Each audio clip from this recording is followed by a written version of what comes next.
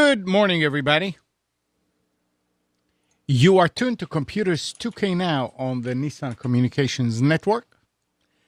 I'm Amnon, your host for the next few hours, along with Nick. I'm taking over the show. Okay. It's my show now. Go ahead. Hello. Mike is going to be here a little bit later. Our number is 919-518-9773. Computers 2K Voice on Skype. And this morning's show is being brought to you by that VidBlaster guy, Tom Sinclair, and by Adamus.com, makers of quality video recorders and converters for professionals. When we start like this, that kind of looks weird that on top of each other when there's no third person up there, but I don't want to reconfigure. I'm sure everybody's going to be disappointed in you, Amnon. I know. I am. That's all that matters is that I am. All right. It's me. So, what time did you guys go to sleep last night? 11:30. Oh.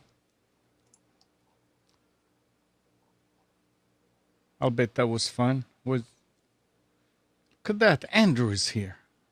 Wow, isn't that great? Well, Andrew Bott is here. I don't know. Oh, no, he's talking. So that's him. Andrew. That's him. Yeah. Yep. So what's going on with you, Amnon? Not much. Slept good last night. You have any computer stores to talk about this week? Nothing earth-shattering. But I know there was something important happened last week. We were talking about it yesterday. I was asking you about that Amazon phone. Yeah, Amazon. Is that a big deal? It had the potential to be a big deal, and unfortunately, I think personally, Amazon let me down with this phone. So Amazon released their smartphone last week. This phone has been rumored for probably 6 months or more now. And the phone was the big thing with this phone was that it was going to have 3D. It would be able to motion track your face and be able to display the home screen, the web browser, and apps that were already pre-configured with the motion tracking. It would allow those apps to display this kind of weird 3D thing without having to wear glasses. So they came out with that, and the concept is really cool. For me, I'm not sure how important that is to me. I'm not sure if I'm really interested in a phone that displays stuff in 3D, but that's just me. One of the cool features that the phone had is they say that this phone will perform the best in the sun, which if you're a smartphone user and you use your phone outside, sometimes it's almost impossible to see what's on the screen, even at full brightness, if you're getting hit by direct sunlight. So that could be a cool feature. I'm not sure how well it actually performs. The camera was supposed to be really good. They compared it to the Lumia 920 and the iPhone. No, I'm sorry. They compared it between the iPhone 5S and the Samsung Galaxy S5 or whatever it's called. And the camera looked much better than those cameras. Obviously, that was probably a modified picture. So we'll actually have to see how well the camera performs compared to the other ones. And the problem is the phone is $200 with contract. And that is the exact same price as every other smartphone on the market. So Amazon has totally they've totally priced themselves out. It does come with the free year of Amazon Prime, but if you could buy the brand new iPhone or the Amazon phone, you know you're buying the new iPhone. It's not even a question. 3D. So that's what happened. So in other words, is that how you felt?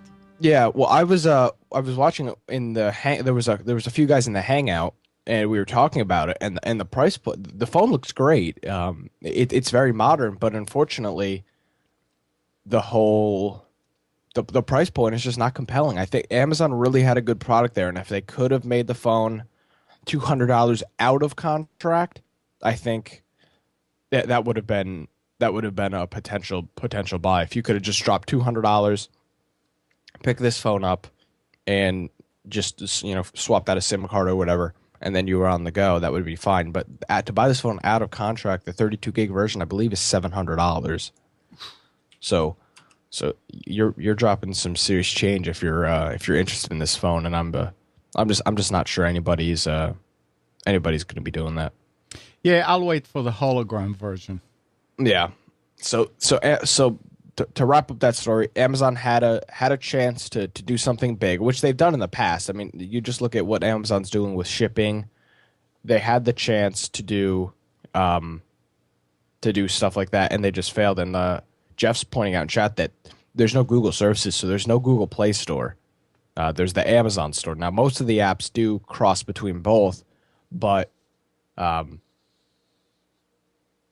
it's just still no Google store. So if you paid for any apps, like let's say you spent $10 on I know I spent $10 on the Major League Baseball 2014 app, I would either have to rebuy that or not use it at all on the Amazon phone because there's no Google Play Store. There's just the Amazon store.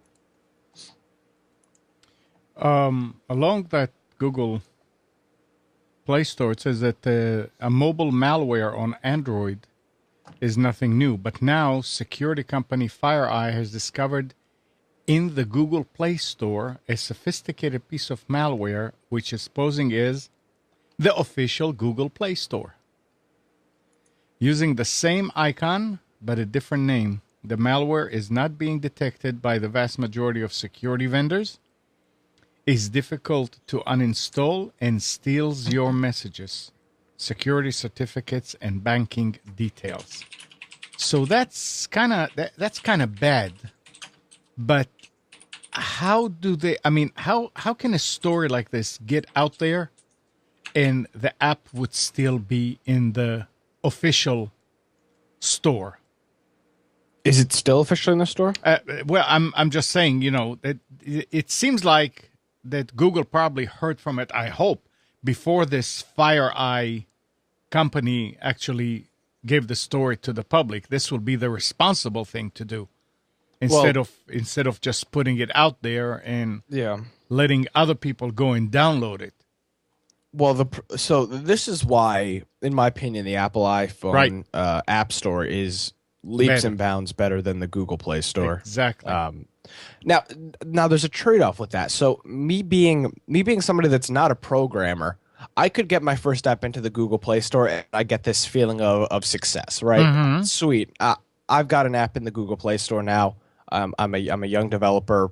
Don't know a whole lot, but hey, look, my app is in the store and anybody can download it. Right. Now, if I want to develop for iOS, if the app I have an idea for is already in the App Store and the app is not perfect, they are going to decline it.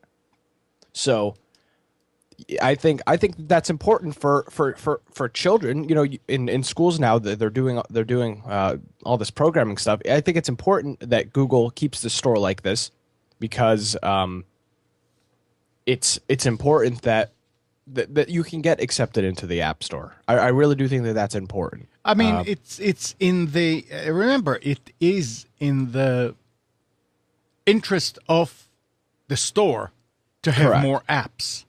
Correct. But if it's between, go ahead. No, go ahead.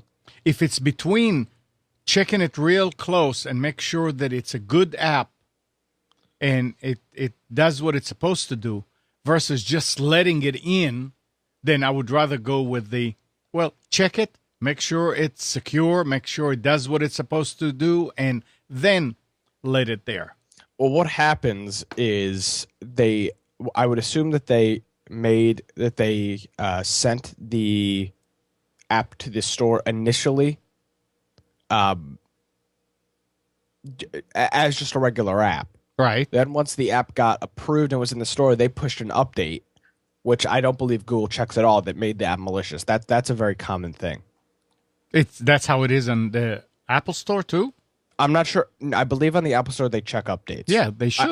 I could be totally wrong here, but I'm pretty sure that they don't check it on the Google Store. Or if they check it, they're not thoroughly checking it at all. Yeah, there was something. They might just be opening the app and making sure it runs and functions without crashing. That might be the only thing they do. There was a situation, same thing with updates on that. What is that URL shortening?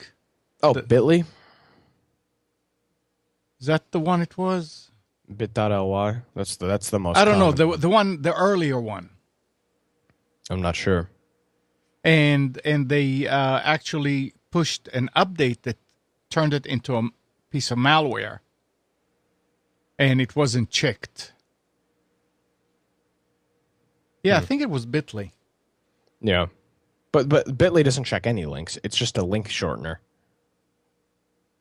Yeah, but there was something about that gov.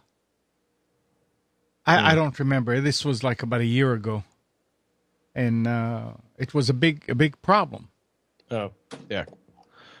So So there's a bit of a trade off. okay, And I honestly think that the trade off is worth it. I mean, how often do we hear these malicious apps getting installed?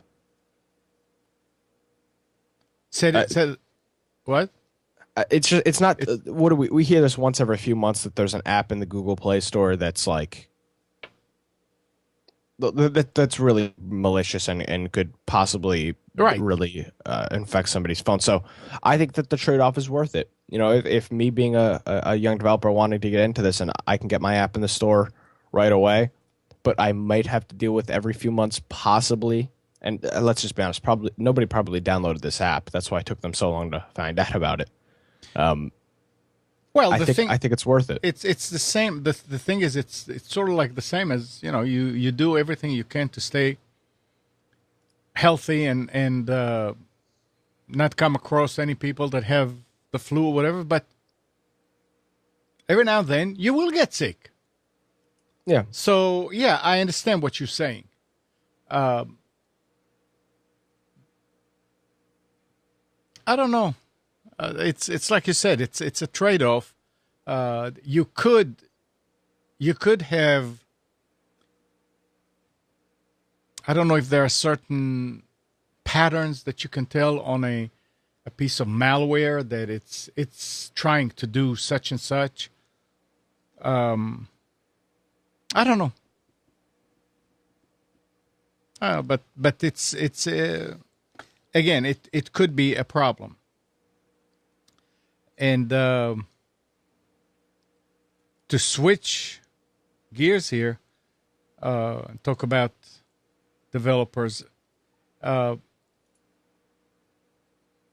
article author says, I guess it shouldn't come as a total surprise, but Netflix has gone from not issuing new developer keys to announcing the entire public API program will be shut down. It's a real shame they are going to be taking this offline. It spurred quite a bit of innovation for the Netflix service. For major sites that have already gone live, it sounds like Netflix will let them keep going. But if you're looking to build the next Feedflix, then you better look elsewhere. Why would they do that? I mean, they're probably getting ready to release a service themselves that does something similar to those other apps. So they're just trying to shut everybody else down, which is fine. If they're going to, all the API did was let like the Roku or like the Amazon Right. TV cross search Netflix's catalog. So what I would expect from this is that Amazon is getting ready to release, or I'm sorry, Netflix is getting ready to release some type of app or service that searches everything already. And for that to be more successful, they say, nope, nobody else is allowed to create an app like that, which is what they have the right to do. If that's what it is, then it's okay. But I was thinking more if you have a public API that you can write apps that will actually do different things with Netflix, not just catalog. No, List I the believe catalog. from what I believe the API is only catalog based. I could be wrong, Oh. but there's not really anything else that Netflix could give you. I can't think of anything else. Is Steve? Which Steve is Tim talking to? Steve. Steve, are you having a problem connecting to computers to your voice? And Tim, Mike will be here before 10. Is there a problem with computers 2K voice? Steve. it's just that, like they were saying that we're going to have a bunch of apps for the Chromecast. Have you seen any? Well, the Chromecast doesn't actually have apps per se. Well, I mean, more. Yes. Yeah, I have seen that. There are many more apps that are compatible with the Chromecast. Like, for example, I use a podcasting app called Beyond Pod on Android, and that app now fully lets me stream to the Chromecast. And there's plenty more like it that allow you to do that. So it's definitely So them opening it up did something. Yeah, I mean, I've still never used it since I bought it, but potentially, yes. Good morning, Steve. Good morning, everybody. How are you? I was torn between saying possibly, maybe, perhaps, and then it connected.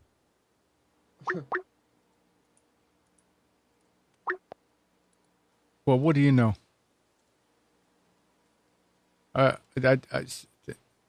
But I don't get any video from you, Andrew. You're not getting video? No. Sending it. Turn it off and back on. Okay, now it's trying. Says Computers 2K now is using a version of Skype that doesn't support group video. Oh, jeez. Yes. No. We see you now. We see you now. I don't. I still see it spinning, but I did roll what back. What version of Skype are you using? I did roll back my version, which I mean, 6. What is it? It is 6.0.0.120. It's an older one because we were having a problem with the newer one. This one might not support group video though. Yeah. But it did. It did all along. I mean, this is not that old. Yeah, but they made group video free on the latest version. Try turning it off and back on, Andrew. Thank you, Microsoft. This isn't a Microsoft problem. This is probably not it's probably me, but I mean, this solved the problem. Now, I can't say that I was using group video. Good morning, Andrew. Anyway, we've got your audio. Good morning. I'm Was sending it a video. I heavy? see mine. I'll call the voice. No, it's okay. Hold it a second. Nick, you Please hold the line. Your call is important to let us. me see if I can. Let's check for updates. There's a new version. I wouldn't don't recommend want a doing an version. update on air, Amnon. There was an update that it did to that version yesterday, but I wanted to make sure that it's not going to do it. It's not the update to a newer version. It was just like an update to that version, which took it to 6.0 point something. I may be able to do that.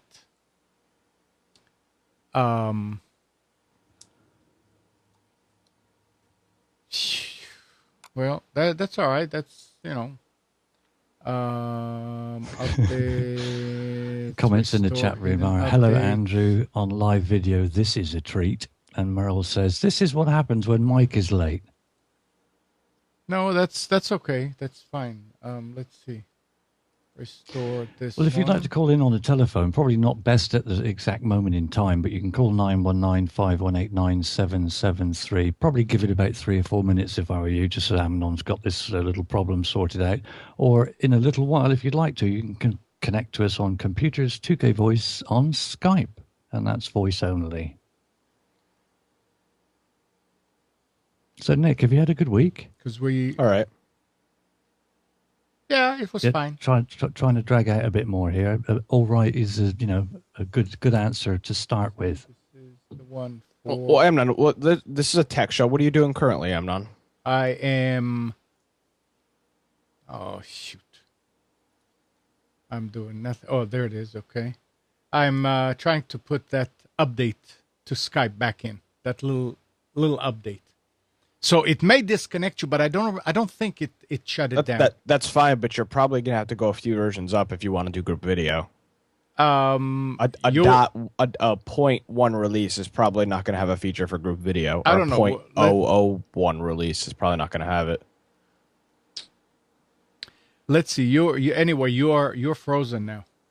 Now my video is moving. Yeah, but here it's not. So hold it a second. Let me just put that in. Why don't you just try restarting Skype and updating it? That's probably the best thing to do. And I'll call in on audio, and you can get all this video issues figured out.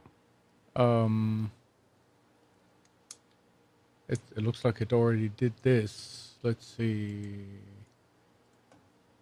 We are on now. We are on. Nope, it's the same version.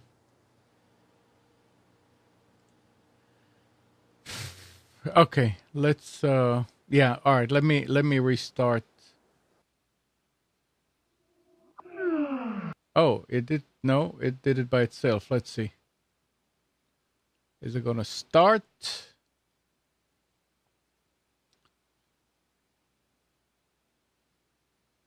Maybe not.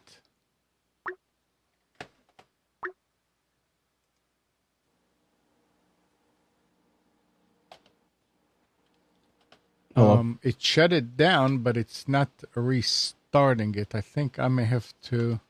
You're going to have to restart it. But you need to do an it. Oh no, do it's an update behind too. the scenes here.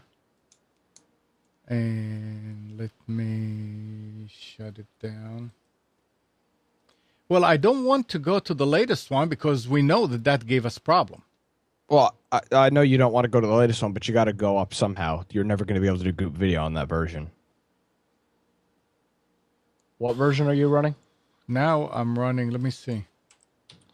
Let me see what it did. It is at this point. 6.0 is like a Now year it's and a now it's 6.11.0.102. 6.1.1.0.102. 6.11. You're running 6.11 now? From 6.0.0 it went to 6.11.0. That little Windows update. So try and call back on it and let's see what happens. 6.11.0.102. Let's see what this version offers.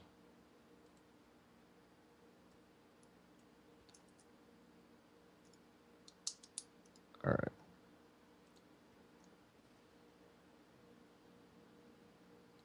Okay, this version might work. Go ahead and call back in.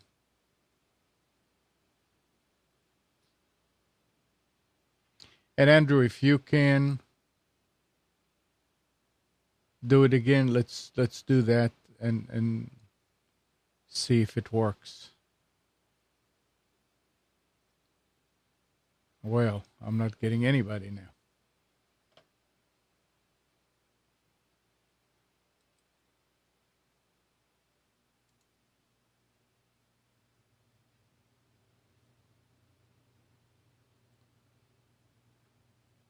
Uh-oh, no, nobody.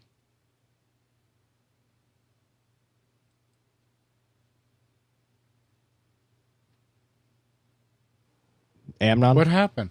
The line's not working. I'll be. All right, let me restart it again. Quit. And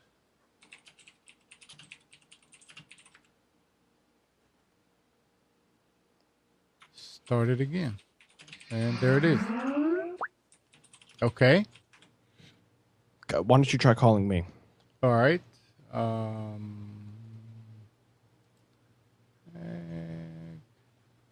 Oh, you know what? Something here is weird because it may not be.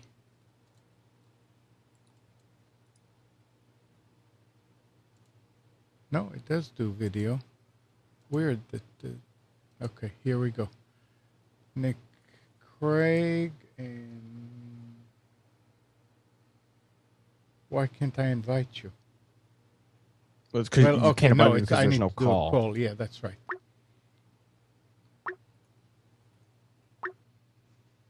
Hello? All right. Okay. I don't get video though. You're Yeah, why now- you're sending me now I you're do. sending me video. Now I do. Okay. All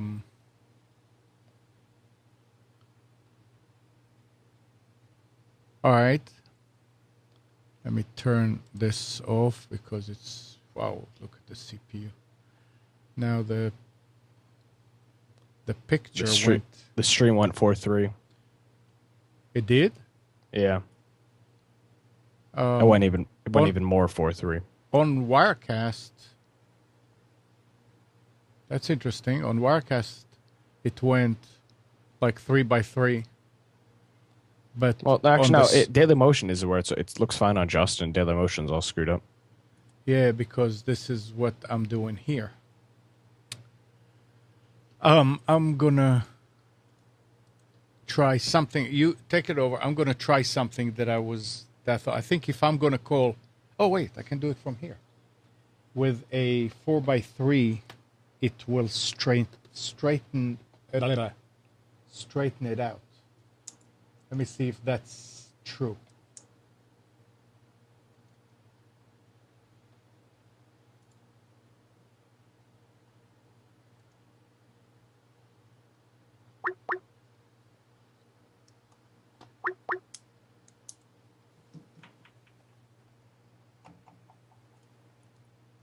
All right.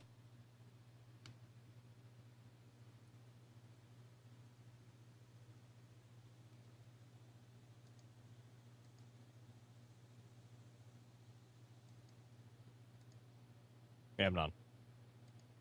Yeah, hold it. You're echoing. I know. No. Okay, how's it now? You're still echoing.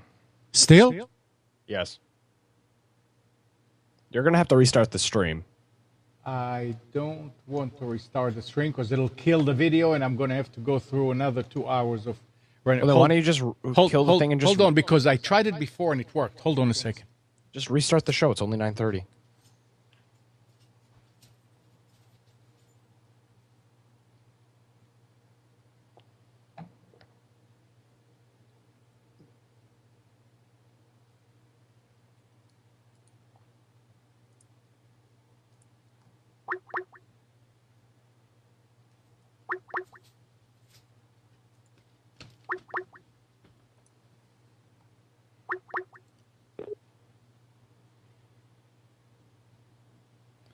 And let me kill this.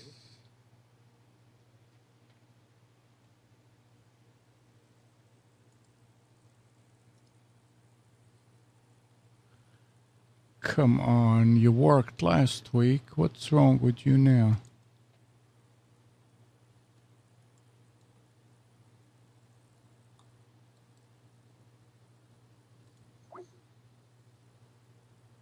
No, I guess it did change you. Let's see if I can... No, I can't restart that. Ah, shoot. So I was... Oh, wait. Hold it. Do this. Aha. Aha. See? Oh, okay. That was the trick. To start the video and stop it. Now... You sure you don't want to restart the show? Yeah, no, it's fine. I mean, this is like you said, it's a technical. Okay, now did it straighten up on you? Yeah, it looks fine on the stream now. Yeah. Now the question is, can we do more than one person with group video? That's a good question. Andrew, if you're listening, Andrew left. All right. Wait, we are doing more than one. You're not sending video on. I can. I mean, I didn't. I chose not to. You want me to? On your other computer? Yeah. Just yes, turn it on, and see if it pops up on your computer.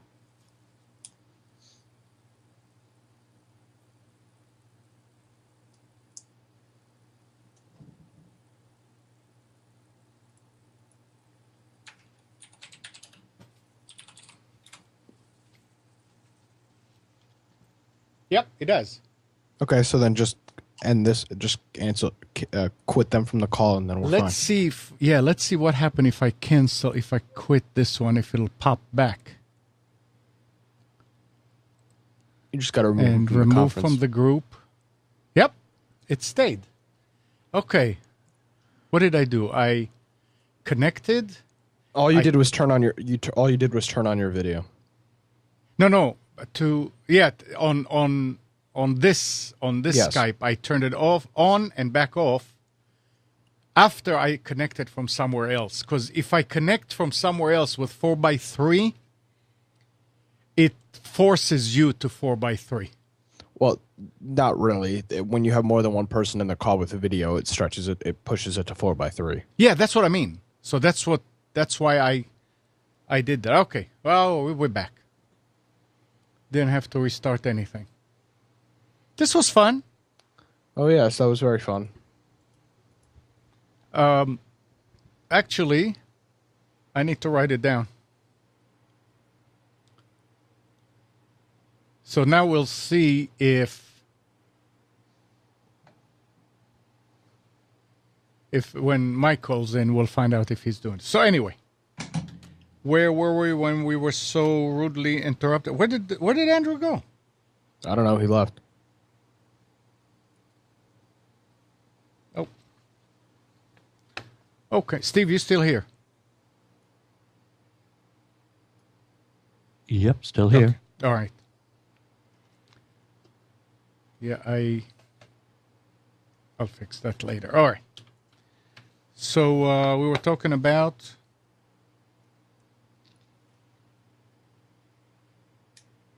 Jeff.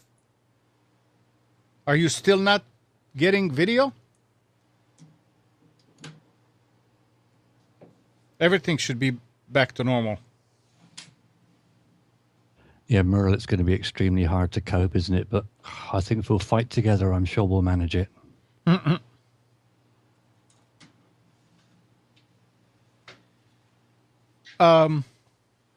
Talking about Netflix, Nick, do you know, Katie last night was telling me that there is some app,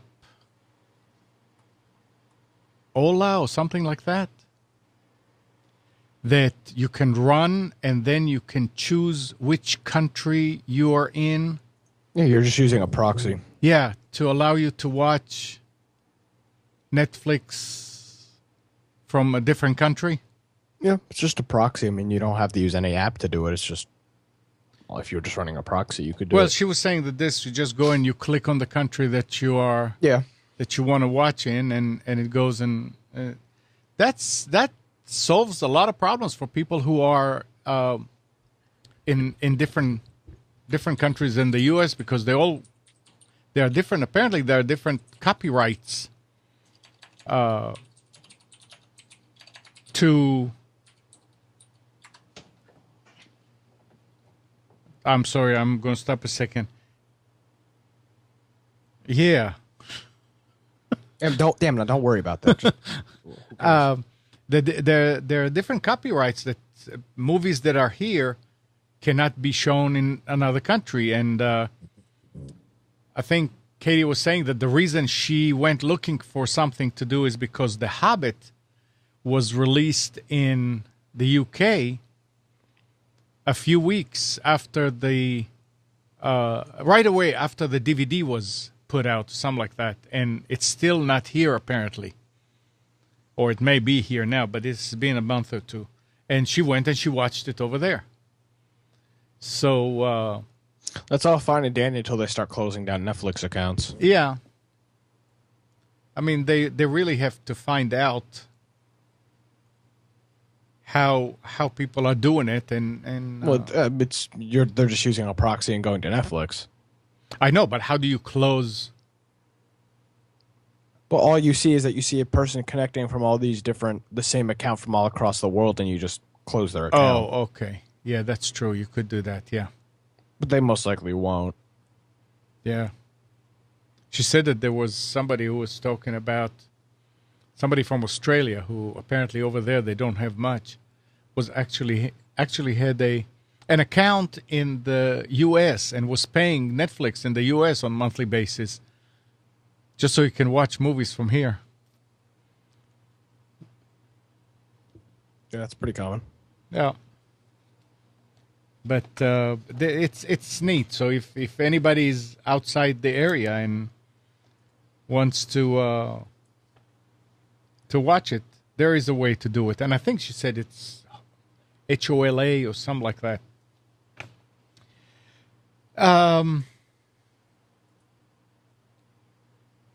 When we buy stuff in the States, how long, like online, on eBay or Amazon, how long do we have that we can return it?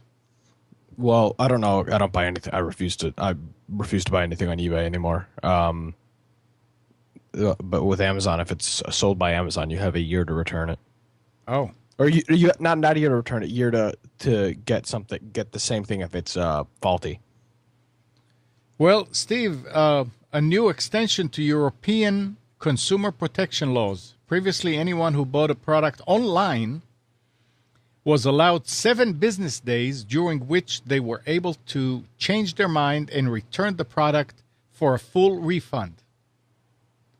This cooling off period, during which a refund can be requested without being required to give a reason for the cancellation, has now been extended to 14 calendar days from the date on which the goods are received. Yeah, it's brilliant. It's distance selling regulations. It's called because you don't actually handle the product. You don't see it. You're not able to touch it, and you don't know the full specifications and everything else on it. So it's distance selling. Thereby, it has to be fit for purpose, which they love to use that saying in this country. It has to be fit for purpose.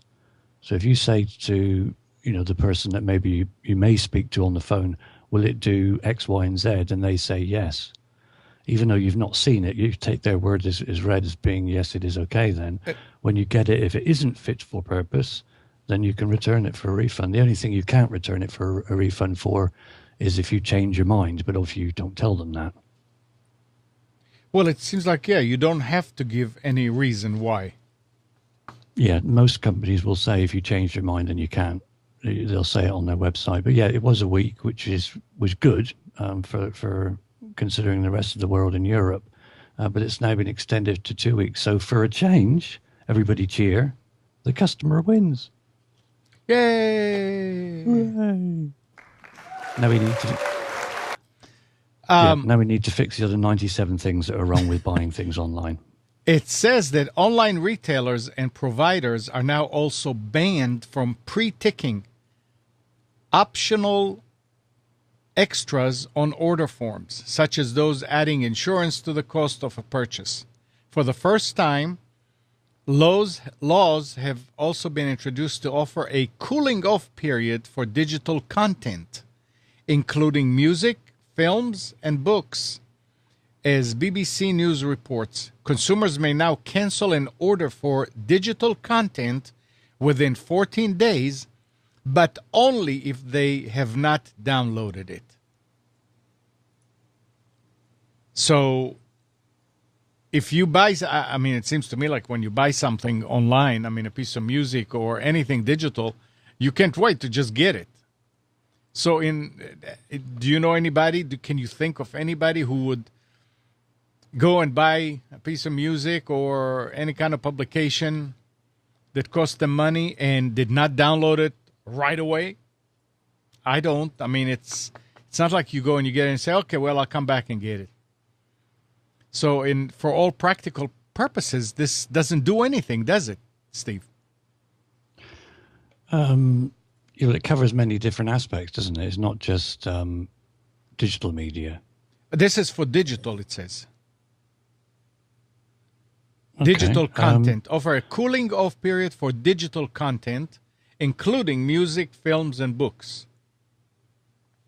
So I would deem a CD and a DVD as being digital content. This is me personally. Obviously, the law doesn't in that case. So if you buy a DVD, normally you've got no way in hell you're going to be able to take it back and say that was rubbish, not worth the money.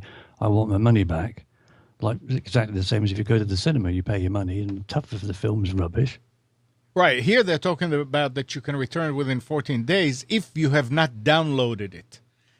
If you open a DVD, if you bought a DVD and it's shrink wrap, you can't say it's trash because if you opened it, you can't return it, right? Or yeah, can you? Exactly. No, you can't. Yeah. Well, up to now you can't anyway, whether this law changes that, but I can't imagine the entertainment industry is agreeing to something like that, not after all this time. Right. People will just buy it, copy it over to the hard drive, and return it. Yeah, digital media up to now, being music or whatever it might be, if you go and buy it, that's it. You've bought it, it's yours. You can't bring it back unless it's faulty and they swap it for like. Yeah. But to get a refund on it, not if you've opened the packaging. I don't know if that works on distance selling or not, but I think that's one of the things that is exempt. No?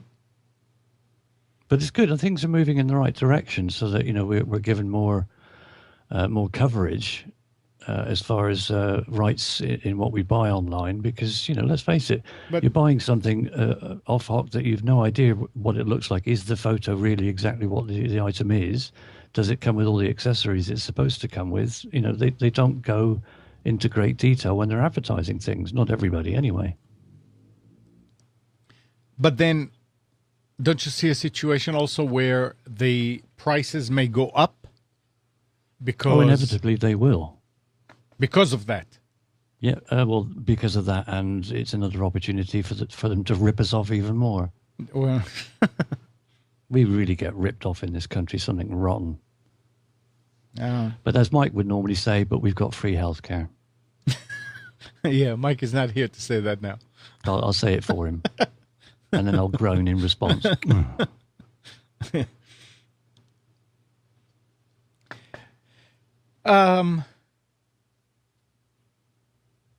Here's something for everybody to think about.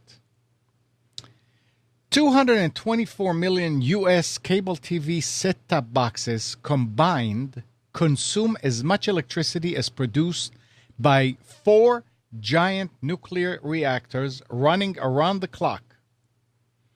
They have become the biggest single energy user in many homes, apart from air conditioning. Does that make sense? It doesn't, but apparently that's the way it is. Cheryl Williamson, a Los Alamitos architect, has 3 of the boxes leased from her cable provider in her home. But she had no idea how much power they consumed until recently, when she saw a rating on the back for as much as 500 watts. About the same as a washing machine. A typical set-top cable box with a digital recorder can consume as much as 35 watts of power, costing about $8 a month for a typical Southern California consumer. And the devices use nearly as much power turned off as they do when they are turned on. But problem is, you cannot turn them completely off. You can't pull the plug, because the next morning or the next time you're trying to turn it on, it's going to take you about 15 minutes before it completes its initialization. So it'll save you money, but it's not convenient. But 500 watts? A reasonable sized computer power supply is 500 watts. I know. So what on earth are they doing? I mean, the thing is a computer, but what in it? I mean, what in it's supposed to draw so much electricity? A hard drive. Yeah, but that's only 12 volts, isn't it? A what? That's only 12 volts. Right. 12 and 5, yeah. But still, it's not much. So why is it using so much? I have no idea. But those of you out there, take a look at the box, look on the back, how much it's using. And if you have 3 or 4 of them, like many of the providers are saying, get one for every room, it may be costing you a good chunk of change to keep something like that in your house or apartment. And why is it using so much when it's on standby? I thought Right. there was an agreement between the manufacturers that when things are on standby, they're going to be used like milliwatts. Well, apparently not. And Why? there was something else I read about it when I was trying to make sure that that was true, that said that by 2017 they will be using 30% less when they're off, and by a certain year they'll be using even less. And yeah. What are you keeping up in it that uses so much? I don't know. Maybe it's like a computer that just goes into sleep mode, but it's got to have a reasonable amount of power to keep all the memory running. Well, when a computer goes to sleep, it doesn't use that much. No, there's only enough power there to keep the memory. Right. What's in memory? In memory. In memory. Yeah, that one. It's mind-boggling. They force us to switch across to these energy-saving bulbs, which to a degree do save energy, but don't last anywhere near as long as they say they're going to. I had another couple pop on me this week. And for what at the end of the day? Then they start producing devices like this that are burning up 500 watts. You're mad, people, mad. I mean, if a washing machine is using about 500 or around 500, can you imagine having a washing machine running all day long?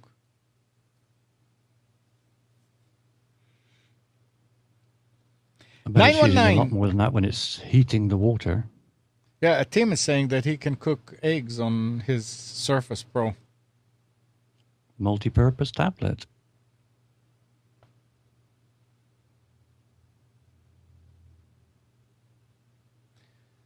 What brand? What brand? Yeah. Hey? I don't know. I forgot what I said. Yeah, me I too. blinked. 919-518-9773. Computers 2K Voice on Skype. Call in if you have a question or comment. We can take criticism too. Yeah, lots of that if we want to. Light bulbs, all right. Oh, I don't know. Brands, brand will vary from where you get them to which country you buy them in. I can't remember. Osram, I think. It's either Osram or Philips. I got a couple sent through for free, which was really nice of them. Amnon was going to say the call-in number, but I think I interrupted him and then he forgot to say it again. So I'll say it now. It's 919-518-9773. Or if you have Skype, you can connect on Computers 2K Voice. And your call will be most important. Yes, it will. A group of internet industry executives and politicians came together to look back on the Telecommunications Act of 1996 and to do a little crystal ball gazing about the future of broadband regulation in the United States. Former FCC Commissioner Michael Copps was among the presenters, and he had sharp words for the audience about the insanity of the current wave of merger mania in the telecom field and the looming threats of losing net neutrality regulation. The title of this article was Shame on Us. And he used to be the head of the FCC.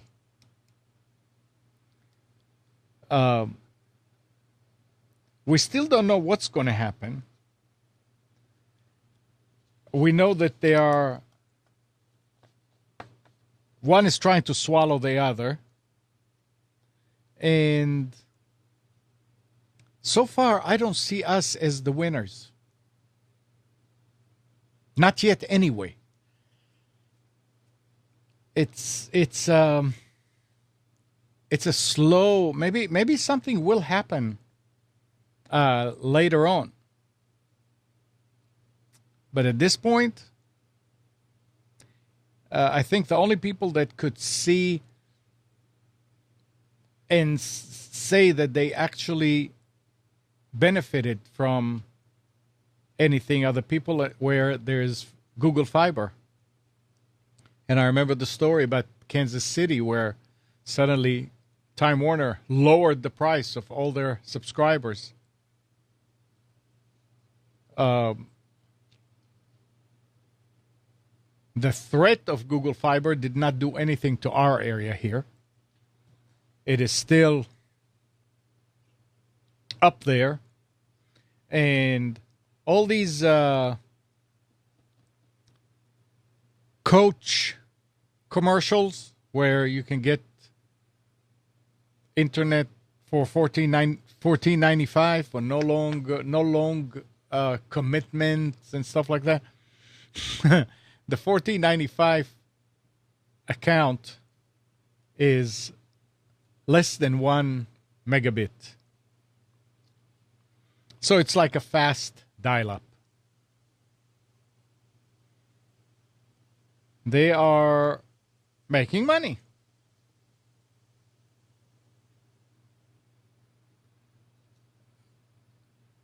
I don't know where everybody here on the chat is, but if you're in Portland, this week the Portland City Council has approved a franchise agreement with Google to bring its fiber service to Portland.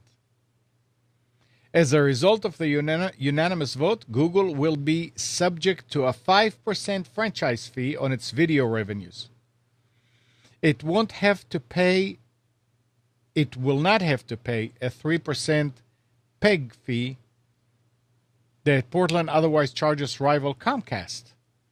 But it will offer free internet service for Portland residents for $300 one-time fee. It also provides free internet service to some to be determined nonprofits, in addition to providing a total of 3 free Wi-Fi networks in various parts of the city. So you would pay them $300. They're not talking about speed. $300 one time, and you get free internet service. Not bad. Not bad at all. If they do it everywhere, then nobody's going to stay on dial-up anymore. Which is fine.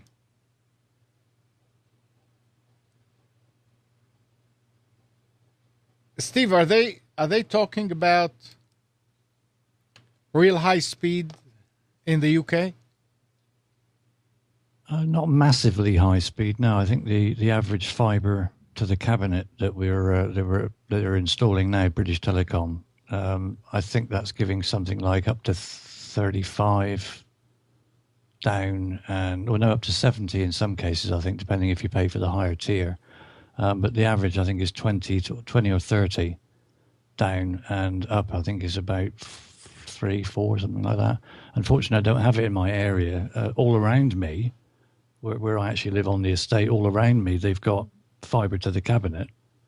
But for some strange reason, right in the centre where I'm living, they haven't put it in yet. I've no idea what the hell's going on. Because you're there. It's because they hate me. I know. That's what it is. It has to be. They hate you. They hate me. But in other parts of Europe, I know they have 100 megabits.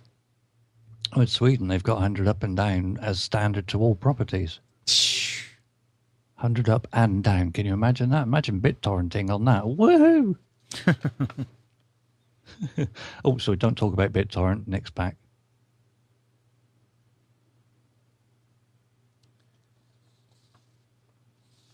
Welcome back, Nick. Oh, there he is. Hello. Did you go to the mall? Yeah, I went to the mall. Took a cruise to the mall. Did you take a road to the mall? You what? Did you take a ride to the mall? No. Well, that's good. In June 1967, a weekly newspaper called Computer World launched. Almost exactly 47 years later, it's calling it quits in print form to focus on its website and other digital editions.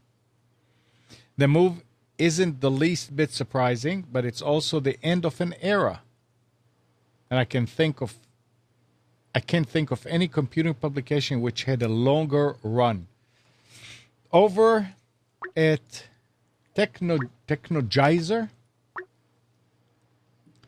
I shared, the guy said, I shared some thoughts on what Computer World meant to the world, to its publisher IDG and to me. Who just called in? Larry Lawrence. Hello, Larry. Howdy. I got a unusual question, like I always do. I got the 3 computers here, and one of them has got where I receive all my email under just, I got mine and my wife's different accounts, but under one of them, I can't send messages out. I receive messages, through that account. Authentication. Okay. In most cases, it's authentication. It's because your outgoing server. I'm assuming who is your provider? Time Warner. Well, no, the one through Time Warner works, but it's I can't remember.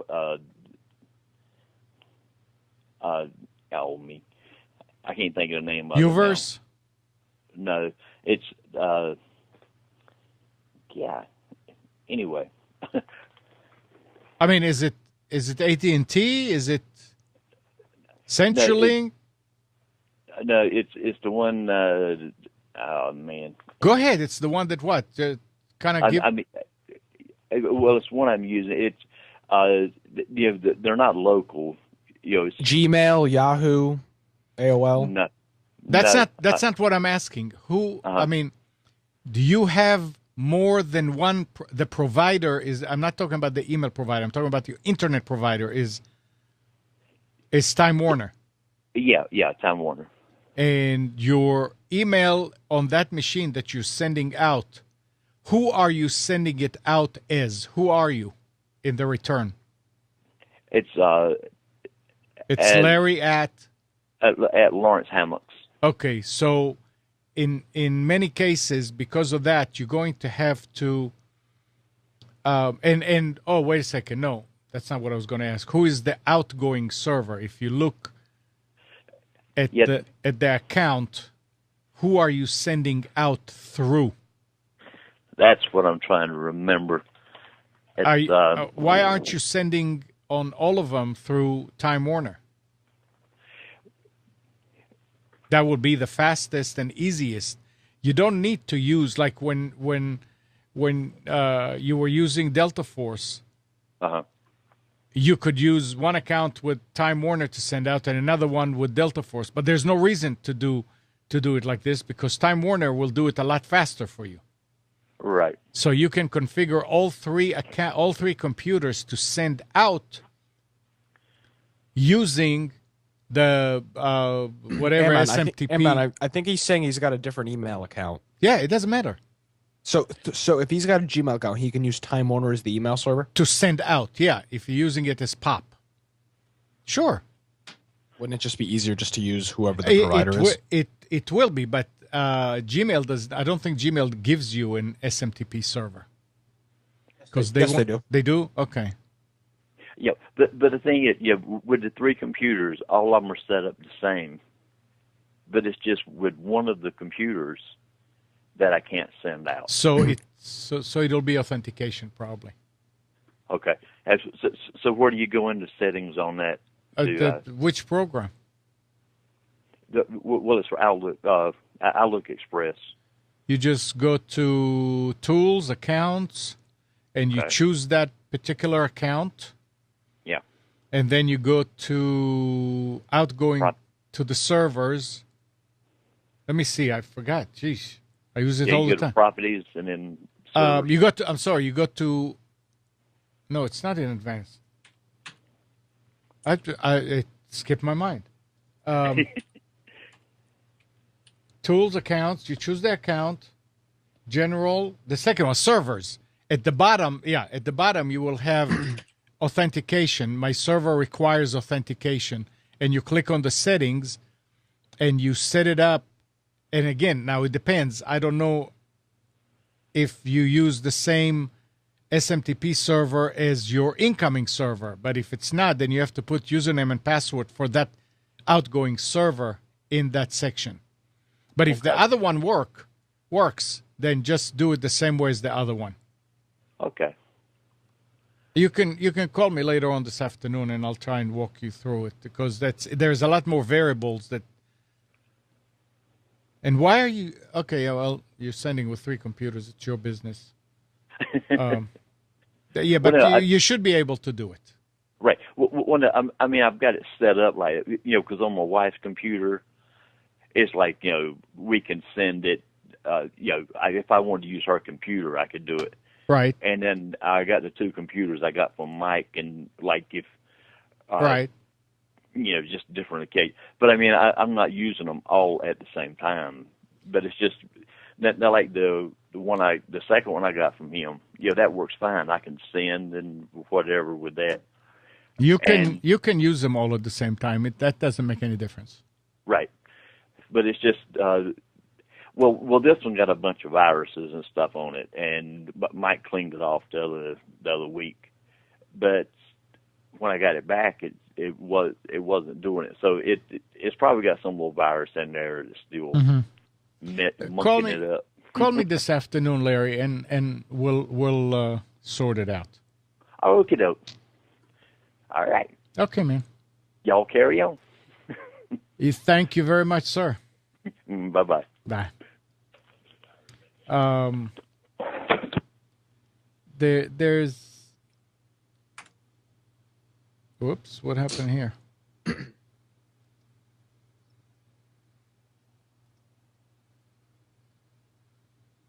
How did this go on hold? What go on hold? on when he's. Let me see. Resume call. There it is. When Larry hung up.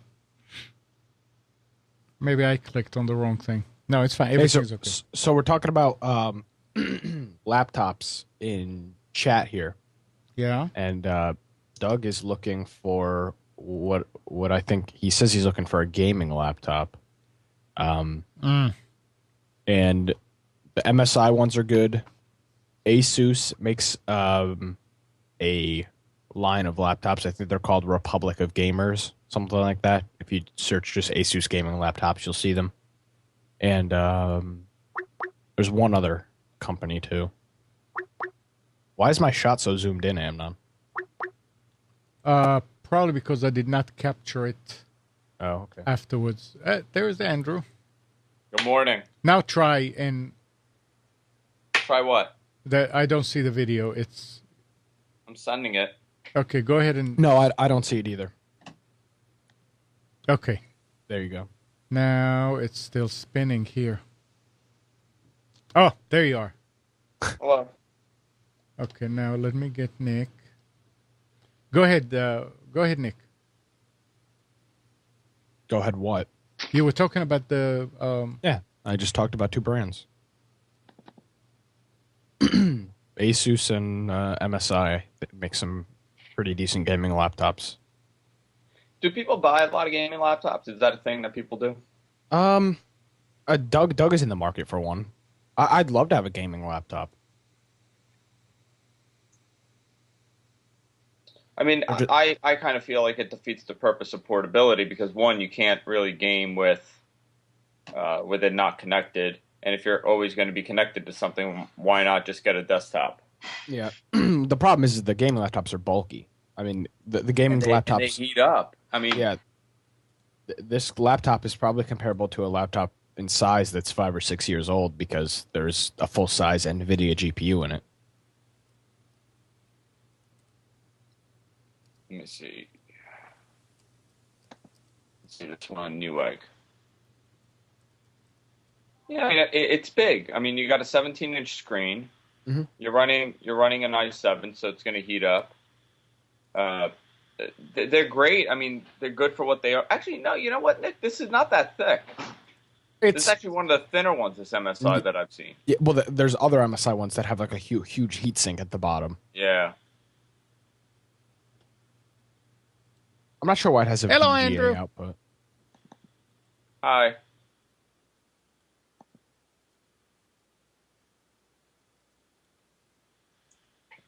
Oh, look at that. I'm on TV. Hi, Mom.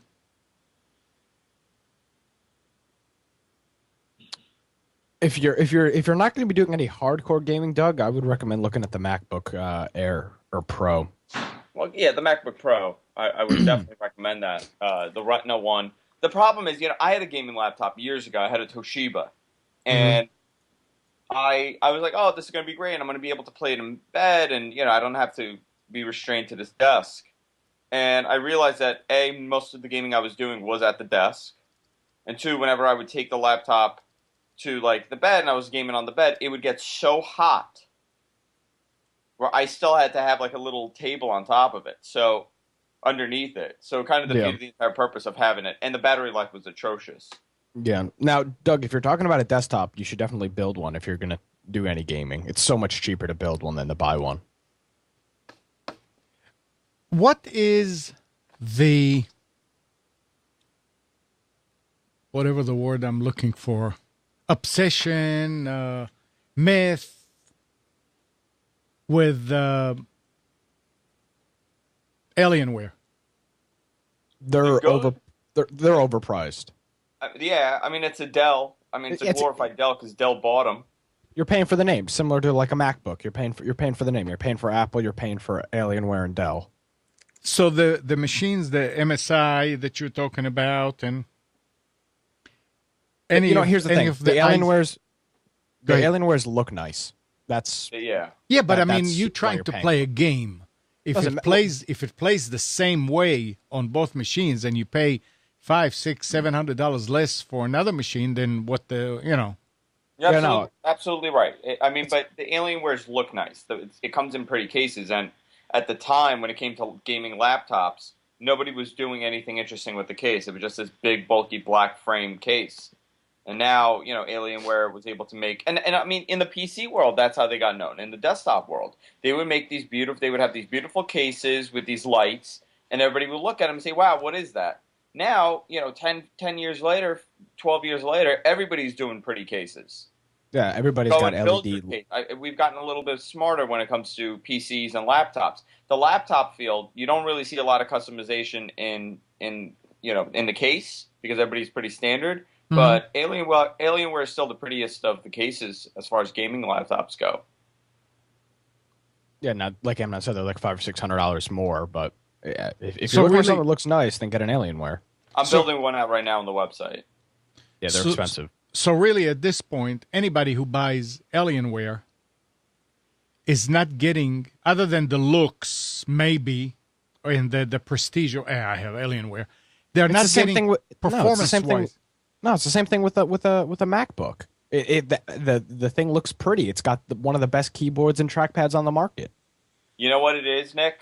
It's the video card more than anything else. Alienware is putting the GTX 765. Is it the mobile or just the mobile? But I mean, that's a really beefy GPU. It is, and for most games won't even take advantage of it. You'd be fine with a mobile 660. Like I'm looking here, it's an i7. It's a 765M. It's $1699. That's not crazy expensive. They used to be a lot more. Yeah, they've had to come down in prices because nobody bought them. Yeah. No, some people did. Bought them, but there was just more competition. Yeah, when Dell bought them, they were able to be a little bit more aggressive with the pricing.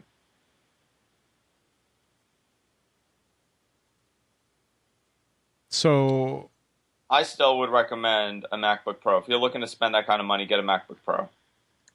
But can you play all the games on it? Yeah, so this myth that gaming does not exist on the Mac platform, maybe some games, but they've gotten so much better, and developers have realized that they have to put it on every platform. Well, now, be aware the graphics card on the MacBook Pro, if you don't get Retina, is an Intel 4000, and that's not a good graphic. That's a crappy graphics card. You're not playing. Let me build one out.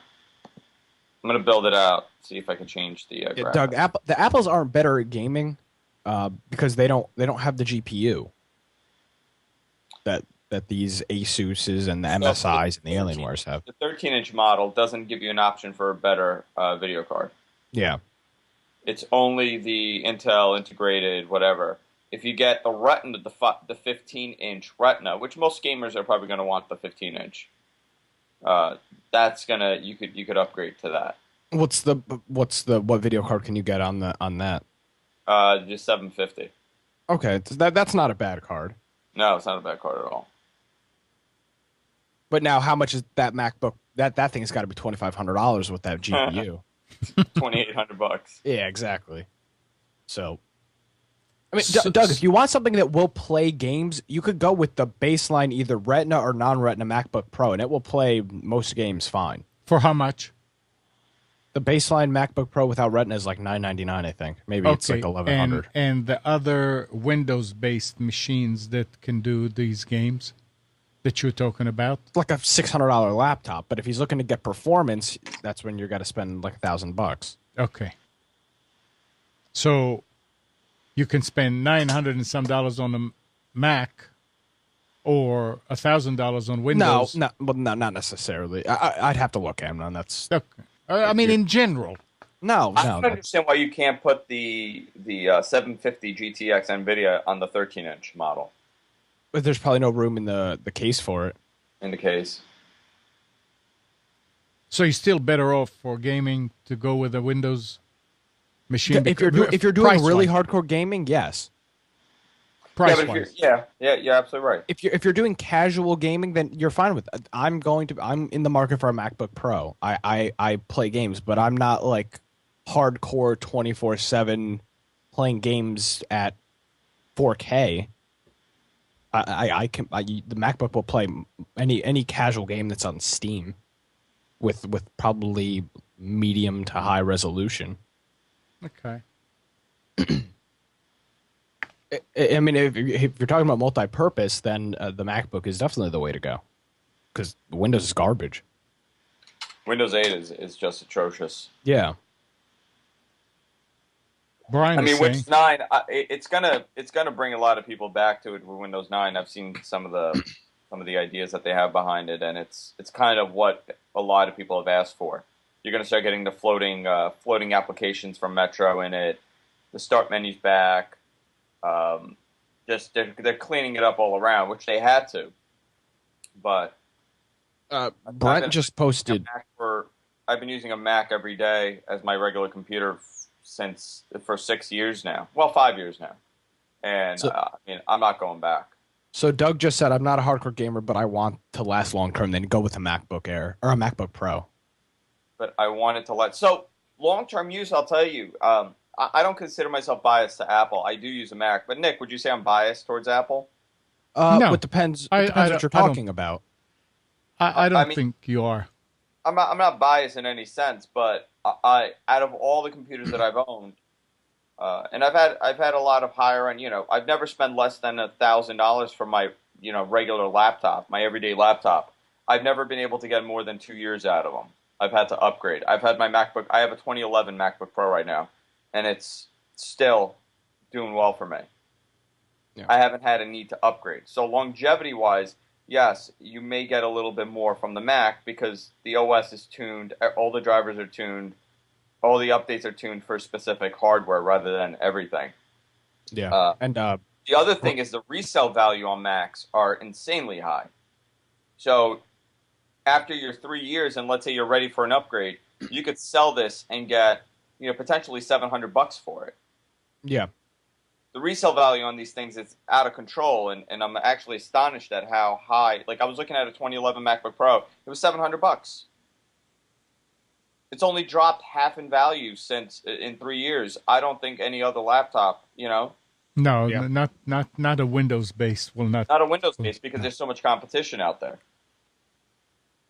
Brent posted a picture of Razer's Project Christine, which is this like modular gaming desktop, and this thing is a total joke. I would not recommend this to anybody. I've seen that thing. This thing is going to be like $6,000 for the components. That's the modular one, right? Where you pop everything out and put it back in. It looks so stupid. Every Windows computer is modular. You just open up the side of the case and swap a component in. Yeah, so what they're doing now, they're controlling the hardware sector, because now you're going to have to buy the hardware and just pop it in there. Yeah. I mean, I cannot imagine. It's a cool idea, but it is. If you've got the money. Why not? Why do you care? That's sort of like how the IBM ThinkPad used to be in the beginning. You open it and you pop in whatever you want. Somebody's telling us in chat that Dell is horrible. Well, the person telling you his name is Boob. So yeah, depends what your application is. If you're in a business, then I don't think Dell is horrible. Nick, the last time I took advice from a man named Booby, it didn't end well.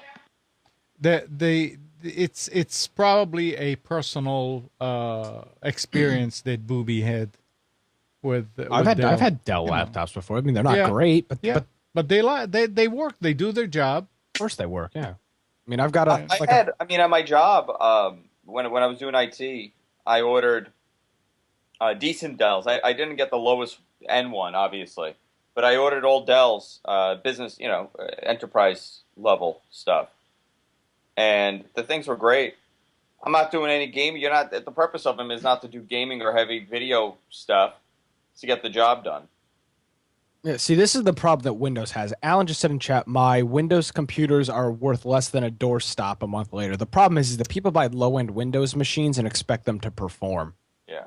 And you can't spend $300, $400 on a Windows laptop and expect it to last 2 years. I mean, you're fooling yourself. You're absolutely right. Here's the reality, though, in the Windows market, okay? And this is the problem that they face. In the PC market, we have been conditioned as consumers to we don't look at performance, we don't look at quality, we look at price. Right. Yeah, well, for most people. 99% of the people opening up a circular for any store. Yeah. You look at Micro Center, you look at Best Buy, you look at all the ads. It's not about the performance, it's not about the quality, it's about the price. So when Microsoft comes into play with the Surface, for example, people are losing their minds that this thing is $799 to $2,000. Oh, why would I spend that money? I could go buy a Mac. Well, that's the response from a lot of people. That is really bad for the PC market. When your automatic response to a high-price, high-quality product is, I could go buy a Mac. Yeah. Apple, on the other hand, they have a premium price tag on their devices. Everybody knows about it. They charge a couple $100 more than what it would be on the PC side, but it's pretty. And that's all people want to see with that. Nobody goes into an Apple store and goes, well, this isn't on sale yet. I'm not going to buy this. Yeah. Well, this is the biggest problem with Apple versus Windows is that, like you said, Andrew, people will buy a $500, $400 Windows Acer laptop. The thing is a total piece of junk. And then they smarten up and buy an $1,100 MacBook Pro and they say, wow, Apple is so much better than Windows. Much better. Yeah, and it's not accurate at all. That's like buying a $100 car and a $30,000 car. You're absolutely right. With different brands, it doesn't matter. You're buying a piece of crap. It comes down to public perception. Yeah. And right now, the PC market is in a really bad spot between the disaster of Windows 8 and the issue with the OEMs not providing decent hardware with Windows 8. They are in a real bad spot. I mean, listen, it's not going to kill the market, but people aren't buying computers like they used to. There are other devices that do the job. I know so many people that use their phone for everything. I know so many people that have tablets for everything. I mean, people are buying Chromebooks. I love my Chromebook. They're buying Chromebooks.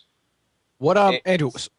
What is the Windows market? You said that the Windows market they're not doing well. What do they have to do to kind of recapture that audience? It's number one. The OEMs need to smarten up and start providing decent hardware. I'm not talking about put an i7 and everything. I'm saying what the OEM could control, like the keyboard, like the trackpad, like the display. When you have Windows 8, it's a very touch-centric UI. You need to be able to navigate with I'm not talking about the touchscreen, but I'm talking about multi-gesturing on the trackpad. If you don't provide a decent trackpad, a little above decent, you're going to have a very difficult time navigating in Windows 8. And when people start using the computer, automatically the response is, well, Windows 8 sucks. Look, I can't even scroll. Yeah. So that's number one. The OEMs need to start putting in better components, spend the extra penny that it is to put in a better keyboard. Number two, the perception that cheap is good needs to go away. Cheap is not good.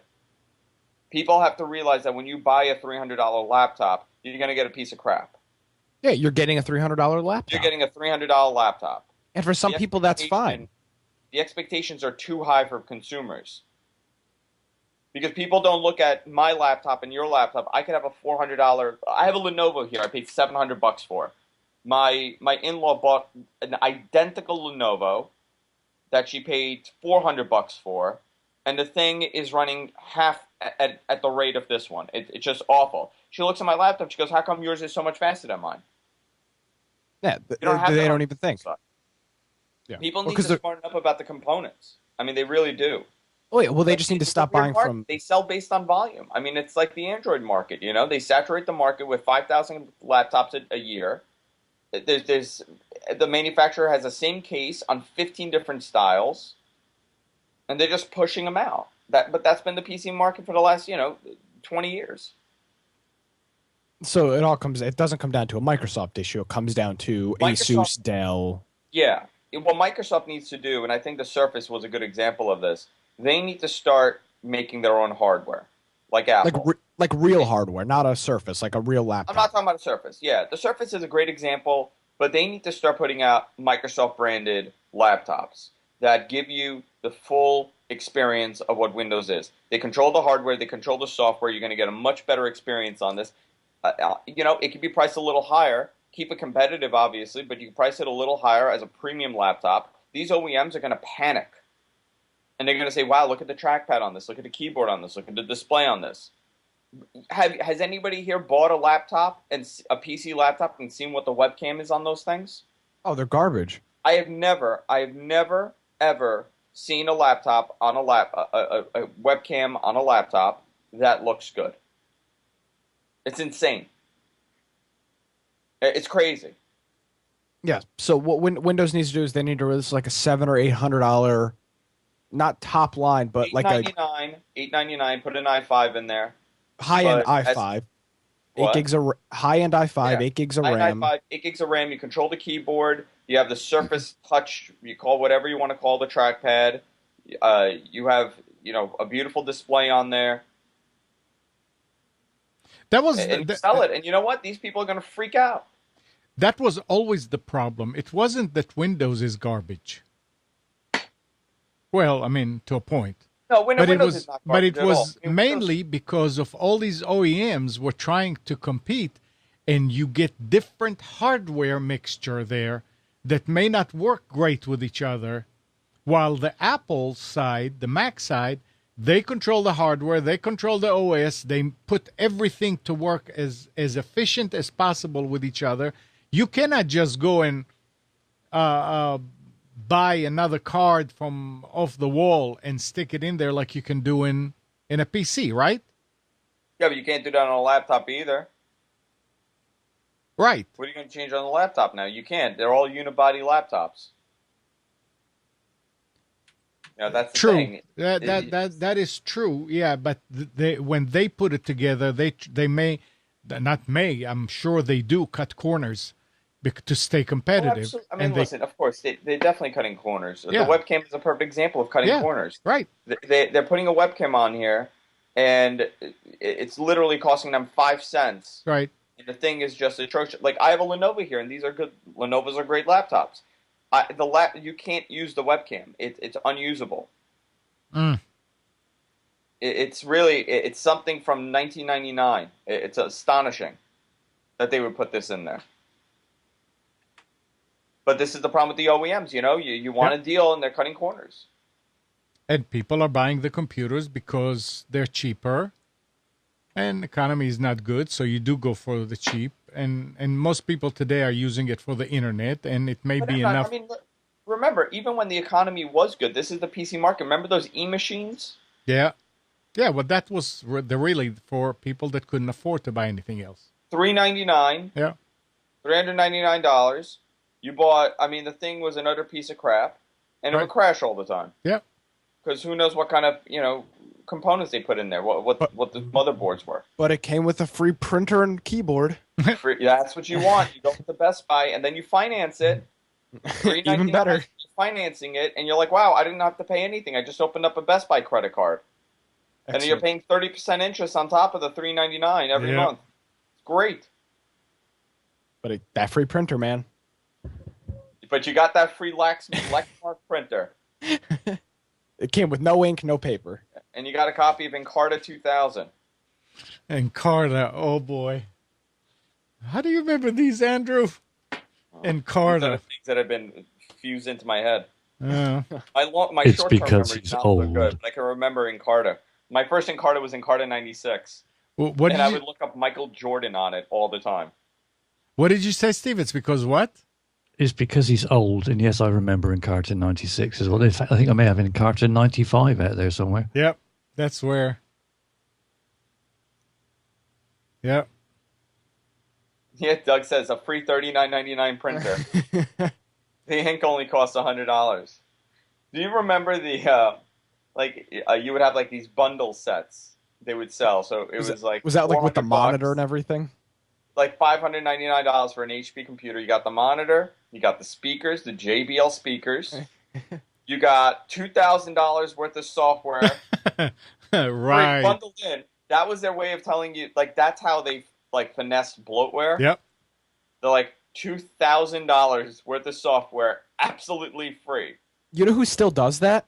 Who? QVC. My grandmother bought a QVC laptop. She's like, it came with all this free software, and it was just like junk, McAfee junk. It was disgusting. And she installed all of it. Oh, you got Norton antivirus.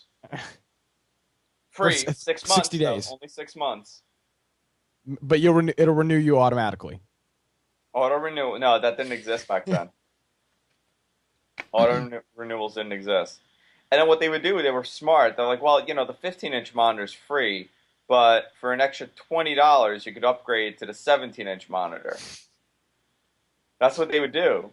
Like the free printer, like, yeah, we got the free printer, but if you give us $40, you can get the better printer. Yeah. And people used to. Yeah. Hey guys, we got a USB printer, not a serial port printer here. Oh Lord. $100, but it's USB. I'm in the market. I'd like to talk about printers. Oh God. Oh, you do? They're all bad, Nick.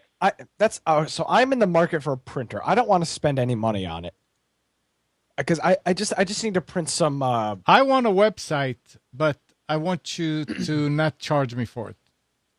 Well, but Amnon, my point here is that these printers. Why are they still so expensive?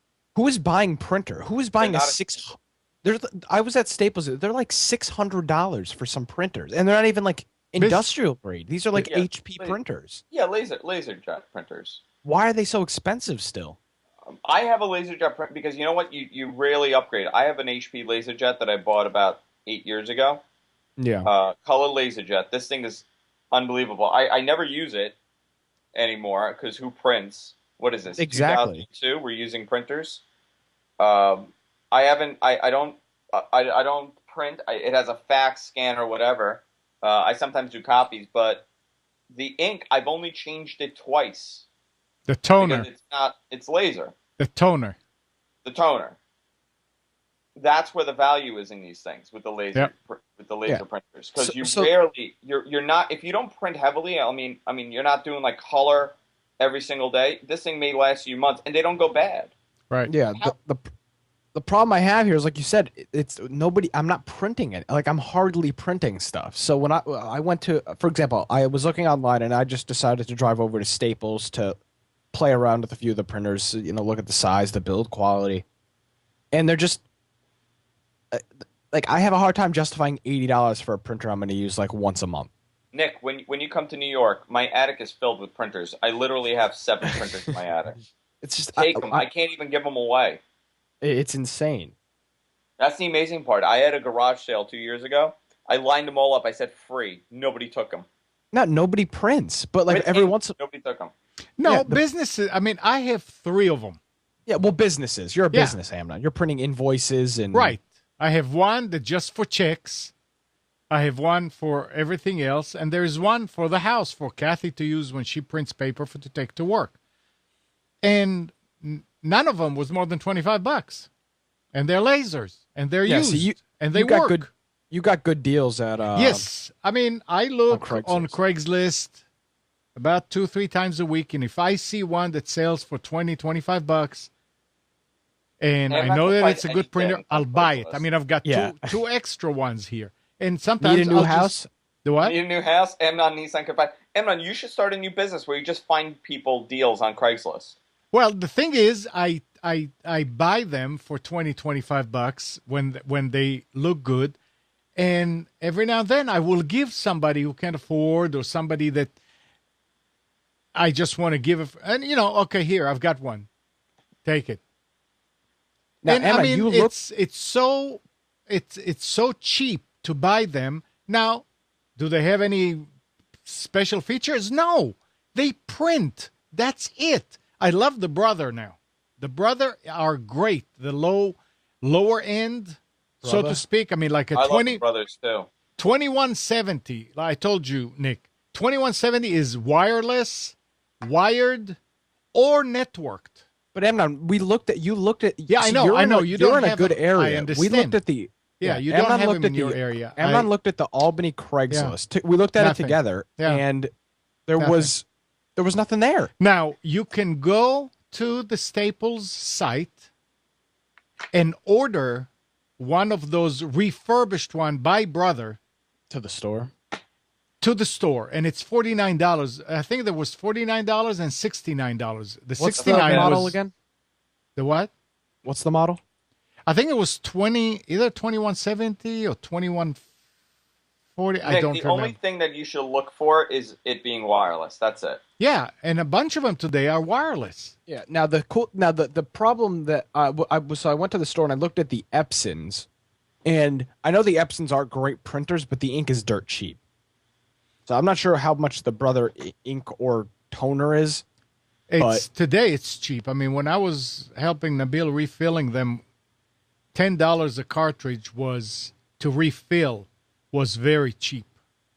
Yeah. And the problem with these cartridges to refill, you cannot do it because you need to have a resetter to reset the cartridge. I mean, it's not expensive, but you have to know Amnon, that. have you ever refilled a laser cartridge? No, and the reason why not is because it's health wise, it's dangerous. So I've had nothing but problems with off-brand, third-party. I toner. buy them all the time, refilled on eBay. You go and you check to see by price and how many they sold and what type of feedback they had. So here's my toner Yeah, for the laser, right. and here's the chip that reads it. I don't know if you can see. I never came. I never had any that had a chip on them. That's the chip that tells it. Yeah. Yeah. How much you've used, And whatever. what's the problem? The problem is with the toner that I have. One of them, the blue, it's everywhere. I don't know if it's a blue or the magenta, but it's literally if I print anything in color, the entire thing has lines going down it. Yeah, you know Ouch. what? That's Yeah. interesting. I think it's the roller that gets it. We have in the broadcast studio at school, we had the magenta, and the magenta got all over the roller. So every time it because I can't print any color anymore because it's Look at- everywhere. There pull out is. the roller and clean it off. It's not just the roller in laser printer like copier. There is and I'm trying to think what you call those wires. The head? No. No, the no, no. wire. Yeah. No, there are wires across it Yeah. that you're supposed to clean. How do you clean it? Somebody on the chat help me. What do you call them? Something. Corona wires. I don't know about the new ones, but I remember like the desk jet and they were actually, it's thin wire. It's like hair, and you take a Q-tip and you clean that wire. I don't know if they did away with them. I don't see how they could do away with them, but No, they're still back here. I've Yeah, seen them. so that's if you clean those wires, then you shouldn't have that problem. If you see the blue all over the drum, then you have a problem with that particular cartridge. Yeah, I gotta. Well, I've ordered it. This is the second time I've ordered a cartridge, and it does this. One time it was the blue. This time it's the magenta. And it's only with third-party cartridges. It's never the same ones. The HP one. Yeah, I don't have any color. I don't have an experience with color lasers, but I don't see how it would be any different than to refill black cartridges. How are the Lexmark printers? Garbage. Yep. So $35 is garbage. Yeah, I stay away from shouldn't black. stay away. Yeah. We need. Nick, that one that we found the other day was like $69. That looks great. Yeah. And you'll never need. I mean, remember, you're not going to get a printer for another 5-6 years. For the 69, that's the Epson one. No, it was a brother. Oh, well, yeah, it was used though. There are two brothers on Staples' site that are refurbished, and they're only available online, but free shipping to the store. So if you just look at Brother Laser and scroll down, you'll see, and it's in red. I sent you the links. If you look in your Skype, did. you will see it. Am not Nissan here. I sent it that other night, but that is. I mean, if it's refurbished by the manufacturer, I this one's always only say I'd rather get $49. something. What? I said, yeah, it's only $49. Yeah, there's a 49 and there is a And an 69. All right, Jessica wants to say hi. Hi, Jessica. Hi. Hi. Hi, hi, hi. You just go. You know that's for $49. You're gonna, and I don't remember. Is the $49 wireless? I'm not sure, but it's not the dot matrix, which I'm a little upset about. Click on it. See if it's wireless. No, I don't. No, I don't. This one is not Which wireless, model so I was don't- it? This is the 2240. It may not be. What's the $69 one? The second one. The other one's at $89. No, but And what that is one- it? That one's wireless. No, after it's $20 rebate on each one. Not anymore. Oh no, there's only a $20 rebate on the first one, not on the second one. Oh. I'll post it in chat. You again, a used laser printer, if it's been used at home, you cannot go wrong. Now this'll print in color, right? No. Yeah, see, I need some type of color. No. This is a laser. This is black. Yeah, no. So I can't do that. I remember people used to come and say, "Can you fill my black and white cartridge?" Yeah. No, we only do black. We don't do the white. But that's the problem is that I may need so to print color from time to time. For you, it'll probably be a better way to go with an inkjet. Yeah. Yeah, I think that's what I need to do. What do you need to print, Nick? I just need to be able to print like contracts and stuff Why do you need color? because the parts of the contract are in color. And you said that there was one in the basement. Yeah. Can you not print to it? I can print to it. I'm just looking for a more permanent solution. Okay. All right. And plus, everybody just loves to use all the ink up, and then when I need to print something, there's no ink. So I'll be like, oh yeah, no, I don't need to print that. Not a big deal. Yeah, well, that's the thing is you need to get something that will serve all your purposes. And Now during the school year, it's great because I just print everything at school. Because they've got, I just use all their printers. contracts. I'll print anything, yeah. I print like a 100-page document, like some like product guide. They don't care. Where's Spence with his deals? It's Yeah, 11, it's Alan. almost 11. Alan is saying, isn't printer ink the most expensive liquid substance on earth? Yes. More than oil. Yes. You know what I need to do? it is. I should probably go look at the Sunday paper. Somebody might have something on sale. Well, well, well. How you doing? Fine. How are you? I'm great. I've been listening to you guys, and I had some time. I said, I'm going to call in and check in with the family. So the brothers, right? We're talking brothers today. The brothers.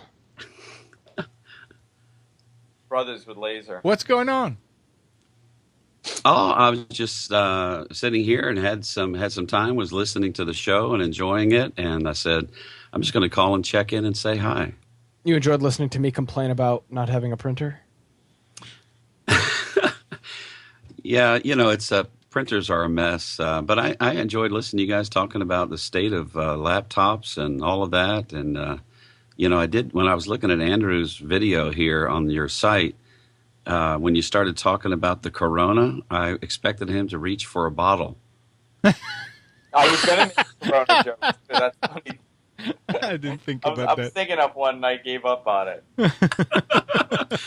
Corona, yep. But I mean, the state of the laptops, it is kind of interesting. You're looking at, it's a mess. It really is. What is what is the MacBook of printers? Like what is a high end printer brand? The Cheetah Fast Epson Workforce Pro. Yeah. I don't know that there is such a what thing. a really high end printer is. Probably the really expensive Brothers, right? Like they sell some of the Brother printers are huge. Huge doesn't mean anything in printers. All it means is you don't need it from home because there are. No, I know, but top of the line. Their schools got those. They're huge. The difference between those big ones, real big ones, and the others is they have two trays, so you can put more paper. They are all in one, so you can scan and you can receive faxes and all. It's not something that everybody needs.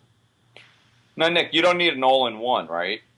No, I just found an Epson XP 310 for $60 on Amazon. But that's what you were telling me that you were going to buy. Yeah, well, I was going to get the 410, but there's no reason to get that. And what is this? This is an Epson. 410, you said. Yeah, the 310's cheaper, and I don't need any functionality. Okay. Yeah. Here, I'll post the link for it.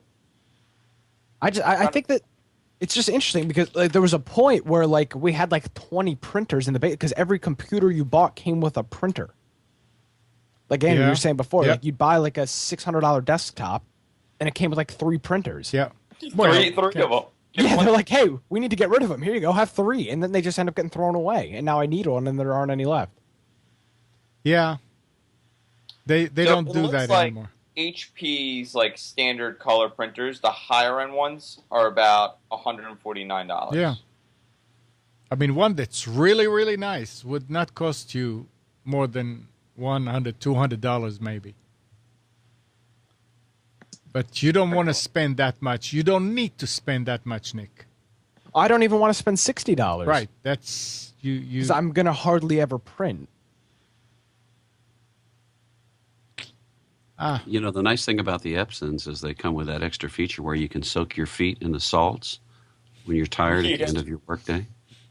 But I have another suggestion. Since Andrew has all these printers in his attic, and I'm sure he has others online, if he could let us, like Nick and I, set up a Google Cloud Print to his printers, then we could print to his printers, use his toner and ink, and then he could print them and fax them to our MyFax number. Bruce? Yes, sir. What are you on? What am I on? I'm on my desktop and my normal mixer and mic. Are you still using your Chromebook? Oh, listen, I love my Chromebook. I just ordered a 128 gigabyte SSD card. I'm going to take the 13 screws off the back of my Acer C720, slap that puppy in there, and really go crazy with Ubuntu. And I took my Chromebook on my last business trip last week. Had nothing but the Chromebook, remoted into my desktop here, recorded my podcast using it. I'm still a great fan of the Chromebook. Now, Bruce, I have a little gripe with the Chromebook here. I installed Kubuntu on it. Had it for about a week, and now Linux is like totally hosed on it, so I have to do a reinstall. Yeah, right now, till that SSD card comes in, I'm doing the Cruton dual boot type thing where you can run both at the same time. Doing Kubuntu, and there's a number of great websites. I can share the links to you. Some of them have better information than others as far as the script that you use to download. What version of Ubuntu is it going to be? 12.04? Is it going to be 13.10? Is it going to be 14.04? Is it going to be 64-bit or just whatever?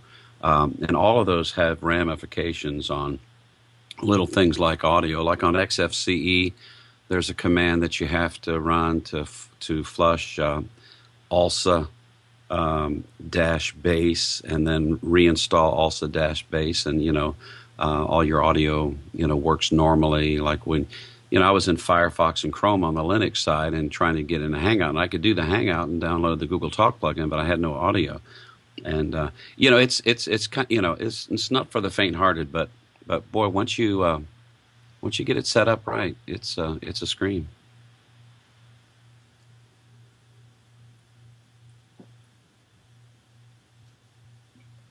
Yeah. What did you do, Nick? What did you do after it got hosed? I haven't done anything yet. Oh. The nice thing about it is, you and of course, everybody who owns a Chromebook should have a USB with the image on it.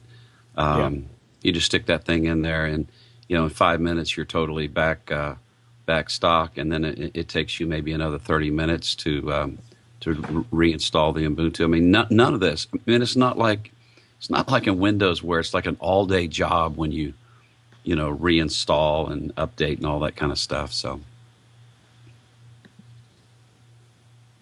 go ahead. I was just going to say I've also enjoyed looking at the Moose Chronicles, the pictures and everything. Did you see that picture he posted of watching a baseball game at midnight and it didn't even need any lights? Yep. Amazing. Yeah, I wonder what it does to you when you come back to the real world. And you used to have such long days, and suddenly it's not. I mean, jet lag plus that seems to be kind of rough. But talking about backups, did you all hear about that company that is what is it? Code source.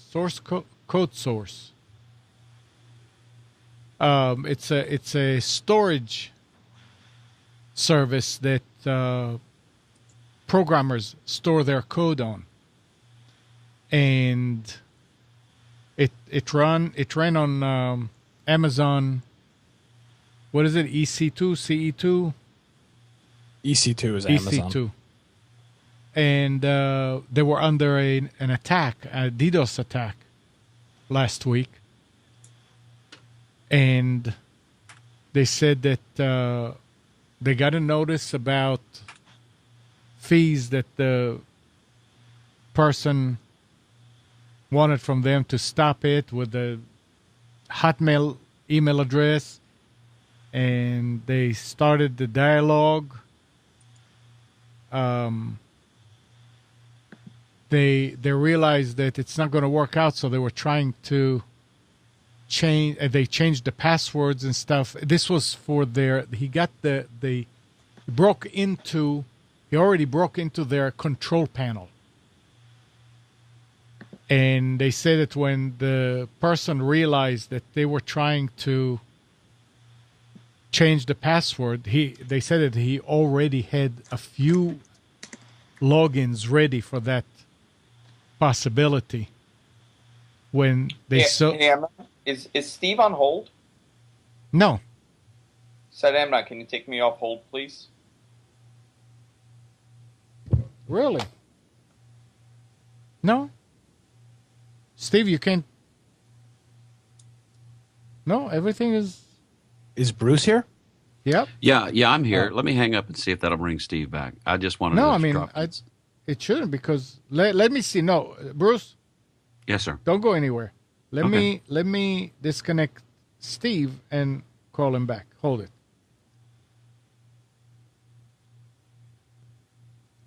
Hey, Andrew, I was interested earlier. I noticed you had your. Am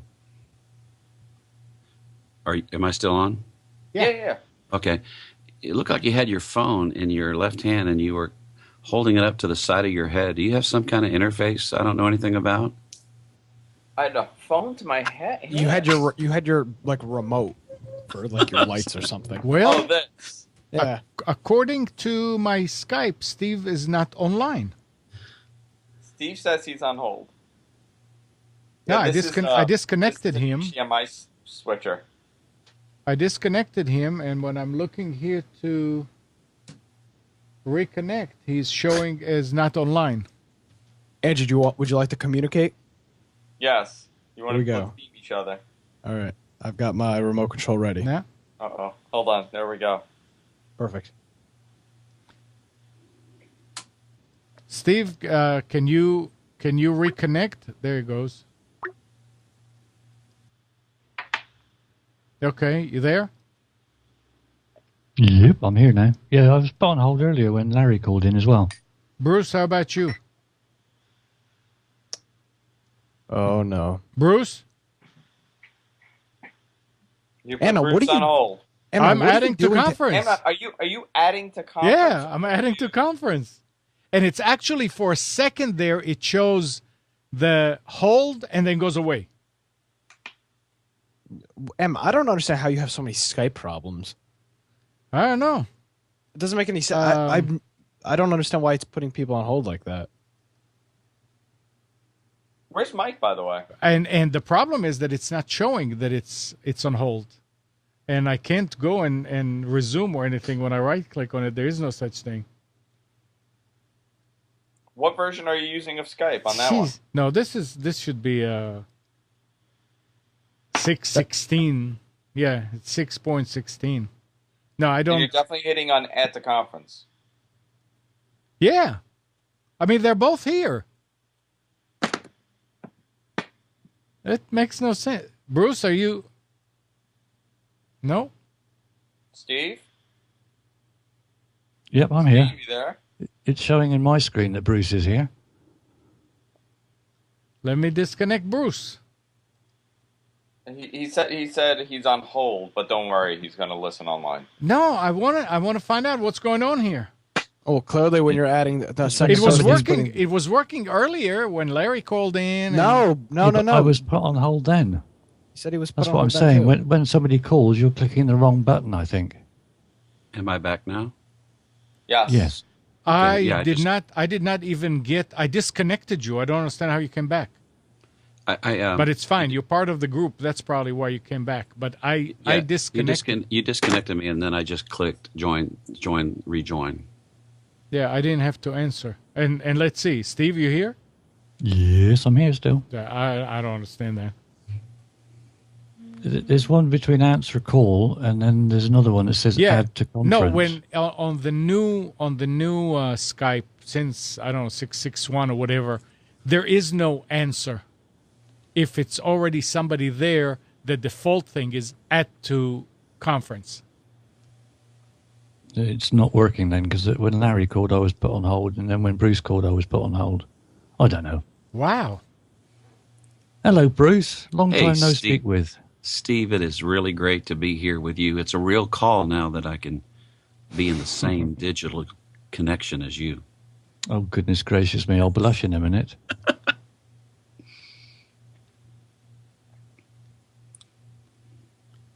Well, I guess this is the Skype day from hell, like they say. The Skype It's day not, from hell. not having fun with Skype, is it, today? Yeah, I mean, it's a bunch of problems. Well, I mean, some of these problems are mine. But I didn't realize that it was putting you on hold because I don't see the hold mark on the thing on your shot when that happens.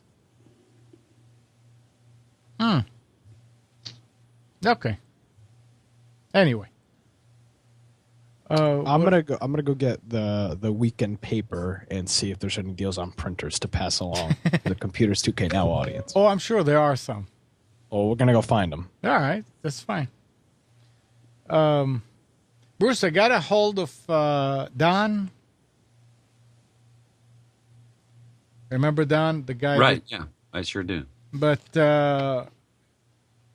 he can't do it because every Sunday morning from 10 till 12 something, he's at church. Mm-hmm. And that means that he needs to leave earlier to go. So I told him, I said, whenever you don't go to church, if you don't, then call in. Yeah, absolutely. Or find a place like mine where you have a choice of an 8:30 service, a 10:30 service, a 12:30 service, or a Saturday night service. Well, you don't run your schedule around Computers 2K Now. Come on. True. Hey, God, hold on. Let me check with Amnon and see if I can come see you.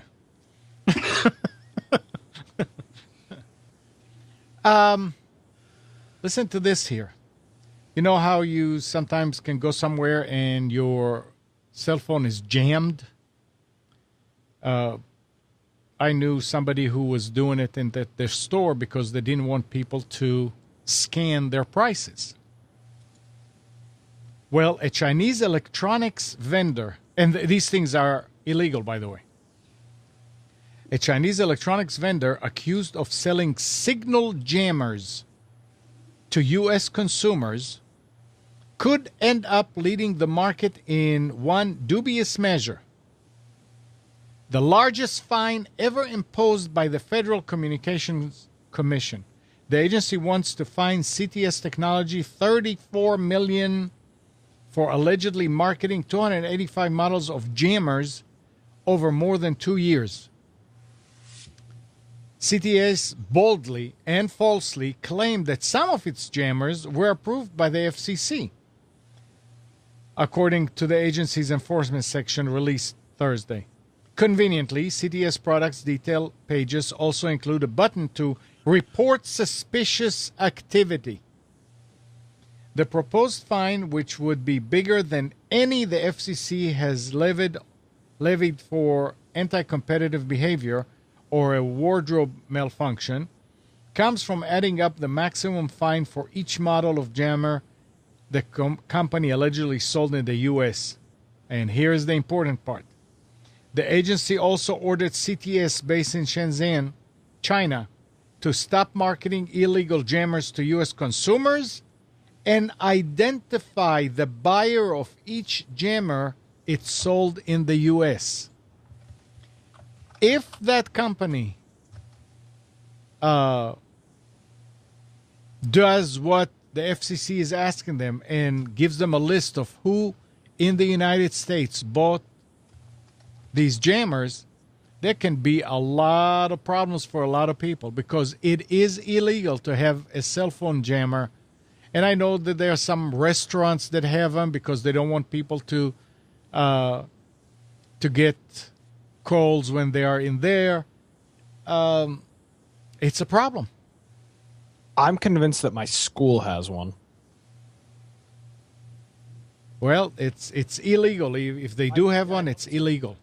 I'm 100% convinced. The what? They have. What happened, Nick? Nothing happened. Oh, you went way, way low. Oh, no, I'm 100% convinced that they have one. Can you dial 911? But their service, it's just very... The jammers will allow you... The only thing that will allow you to do is 911. Well, it's not a full jammer. Like, it doesn't jam the signal 100%, but there's parts in the school where there's no service at all. Oh, that may be the building. I'm not sure about that. But yeah, they have them in fancy restaurants where fancy people complained, oh, the people next to me were talking on the cell phone. And yeah, I mean, it's really rude to talk loud on a cell phone when you're in a restaurant. Oh, but yeah, of course. But it can be a problem. I mean, you were reading stories about people trying to call the babysitter, or the babysitter trying to call the parents when they're out and they can't get them. So yeah, if that company does what the FCC is asking and give them the list, ooh. Now I saw a report the other night on the news where they said that theft of iPhones is way down, way down, and it's because of the kill switch.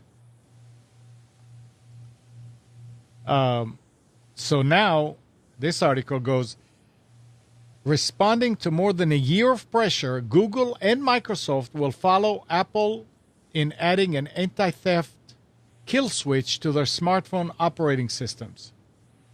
In New York, iPhone theft was down 19% in the first 5 months of this year.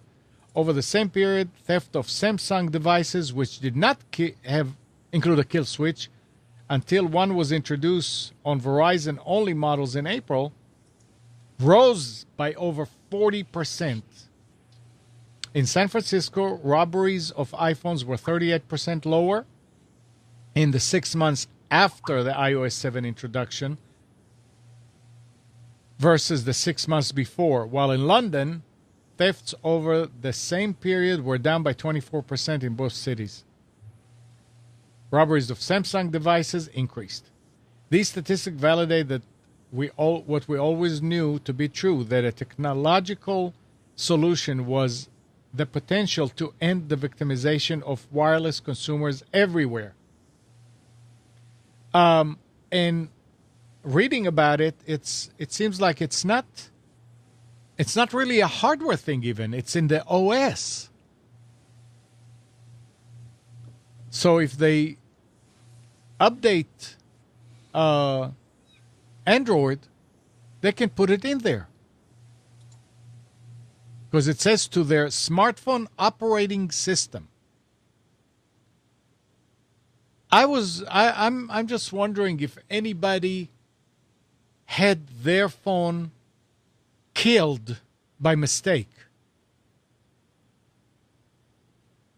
If there's something that you can do that will kill it, or you have to go through a few steps and okay before it No, actually... it's multiple steps. It's The multiple what? steps. Yeah. It's multiple steps. You can't just kill it. It's So- going to ask you like 10 times. So that is nice to have it on these on the phones. You know what's interesting? I always found like the cell phone theft really interesting because what do they do when they steal the phone? It's not like you could sell it and reactivate it. Yeah, see, that's I got into that problem. I bought a stolen phone off of eBay. So I guess if you're buying it off of Craigslist or something, maybe. But Andrew, it's two things. You were saying two things. Yes, you can sell it, Yeah, you can, but but you can't activate it. you Yeah. can't yes, activate it. but the problem is if you buy it from a store or from Those thieves, they try to go and peddle it in the street to somebody. Yep. So, hey, well, look. yeah. If you're buying Yeah. a phone from the street, Yeah. then I think you deserve it. But I mean, I bought a phone off eBay and it was stolen, and the guy was just like, "Oh, send it back. Yeah. Sorry for the problem." So I don't know where you could actually be selling it besides in the street. But who the hell's buying a phone off the street? There's. I mean, I remember in New York, you could buy anything off the street. People will come to you. Yeah, do you need a new battery? Do you need a new? I mean, it's amazing. And you do it because the price is right. And even if it failed, I mean, you're not going to go back to that person because you don't know where that person is. From the trunk of a car. But I don't think people are buying cell phones like that, though. oh yeah, I'm sure they do. Look, if you cannot activate a cell phone, an iPhone, my brother bought his son an iPhone. I mean, I had it. I mean, a friend of him gave it to him. It wasn't activated. He could use it whenever he was where there was Wi-Fi. He could use it as a camera. He could play games on it. He could do anything he wants on it other than making and receiving phone calls. Well, that's an iPod Touch. I thought it was an iPhone. Yeah, but what you're describing is the use Oh, of yeah, it becomes an iPod Touch. Right. Yeah. But if you pay for it $50, Maybe. stolen, you know, and it's not like when you buy something from somebody on the street, you know it's stolen. Come on, give me a break. But kill switch is nice because that deters the consumer, so to speak, from buying one because they know, oh, it's not going to work because they're going to kill it. So that tells the crook, the thief, don't even steal it because I'm not going to be able to sell it. That's good. Yeah, but the kill switch isn't what makes it not being able to be sold. Not, I mean, it's not that what makes it. It's if you know that you're buying a stolen iPhone and you already know that it has a kill switch because you hear about it, then you say, The kill switch isn't what makes it not get activated, Amnon. What does the kill switch do? The kill switch wipes the phone of all data. To get the phone to be not activated, which would mean you'd have to call your cell phone carrier and have them disable the ESN, that's through the cell phone carrier. I was thinking that the kill switch makes it so it's unusable. It can lock the phone, but for you to be able to, all you would have to do is plug it in and restore it. For you to make the phone totally unusable, you would have to contact AT&T or Verizon and tell them that your phone was stolen and that you need the ESN blocked, and they will block the ESN. That's the only way. Well, apparently it's doing something. Or maybe just people are stealing less phones.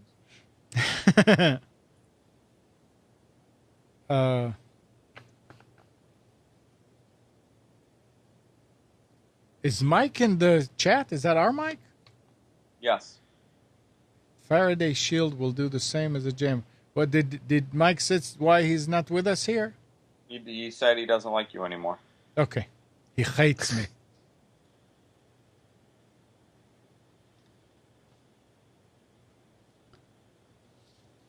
So,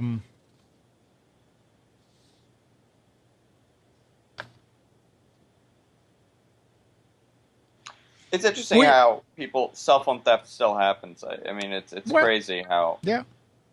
Because it's fast money for somebody. I mean, if somebody in the street says, "Here's an iPhone, $20." Yeah, but who's the dope that's buying it? That's exactly what I'm saying. Absolutely, dopes. Nobody. Who's the idiot that's saying like, "Oh yeah, this seems like a good idea"? Yeah. Oh, it is Christmas time. It is Christmas time. My nephew needs an iPhone. Let me just buy this from this gentleman wearing the do-rag and shirt that says "F the police." Is there anybody here that believes that the IRS really lost all these emails? Do you believe in Santa Claus?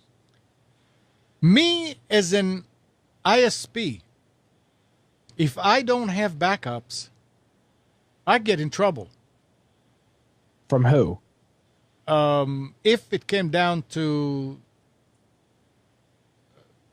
the government looking for some records.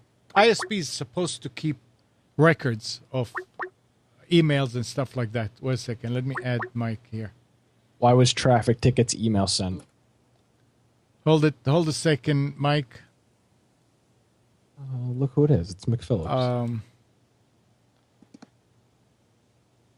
It just makes no sense that they can lose it for real and that there's no record of it anywhere. I guess they weren't using carbonite. Well, back- maybe All they're you're going not. to do is contact the NSA. They've got a copy of it. Oh, well, you see, that's the thing. That's what this article is about. When I'm done with this here, and okay.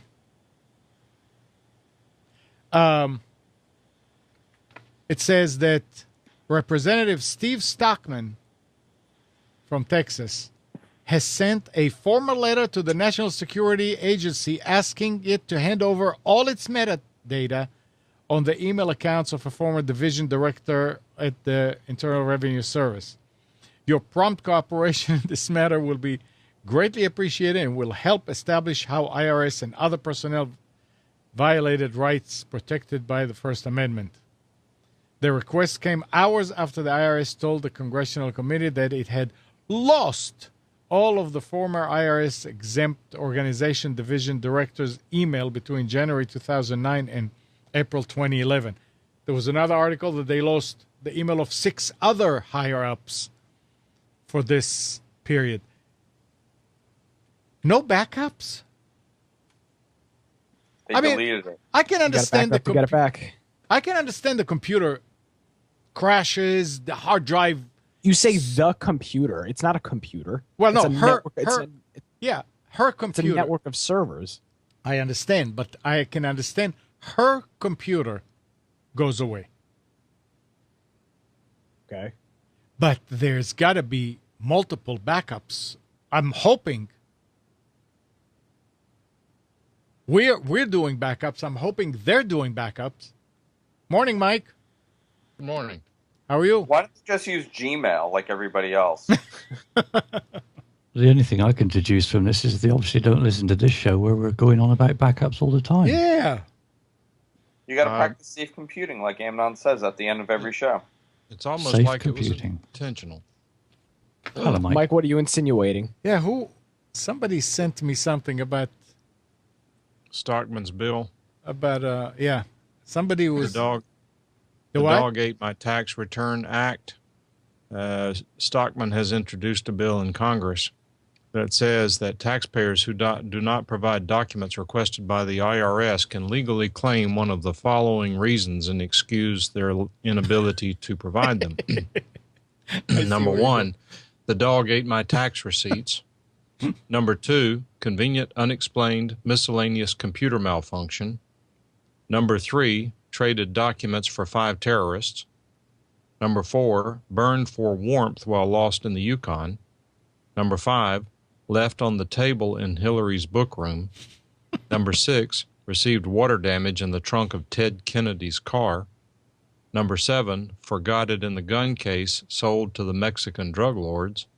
8, forced to recycle by a municipal green czar. Number 9, was short on toilet paper while camping. And number 10, at this point, what difference does it make? pretty good. Pretty good.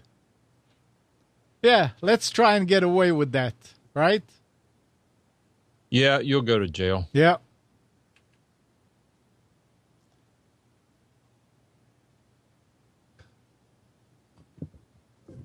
What? Just so that.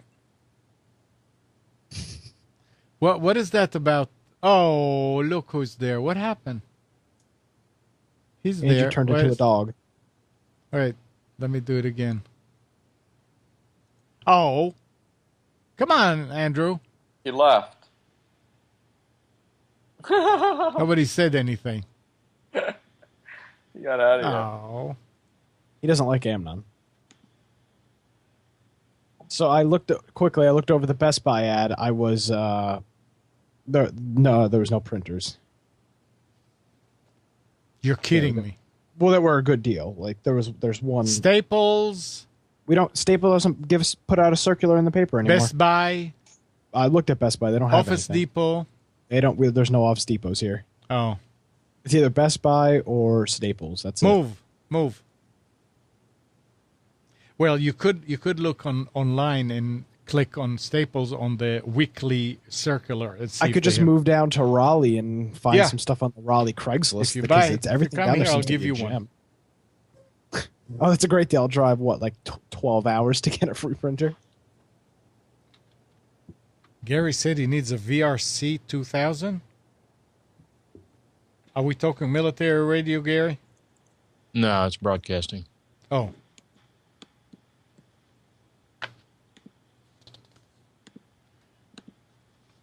So we had a bunch of Skype problems this morning, right? I know. I've been listening the whole show. Yeah. I guess I You just should have didn't want left. to show up to work. Do what? I guess I should have left the update that it did last night. I saw it updating. I said, "What? Windows update?" And it actually was a Skype update from Windows Update. And I said, no, let me roll it back. And I did. And I hit it. But it didn't want to do group video. So it's all right now.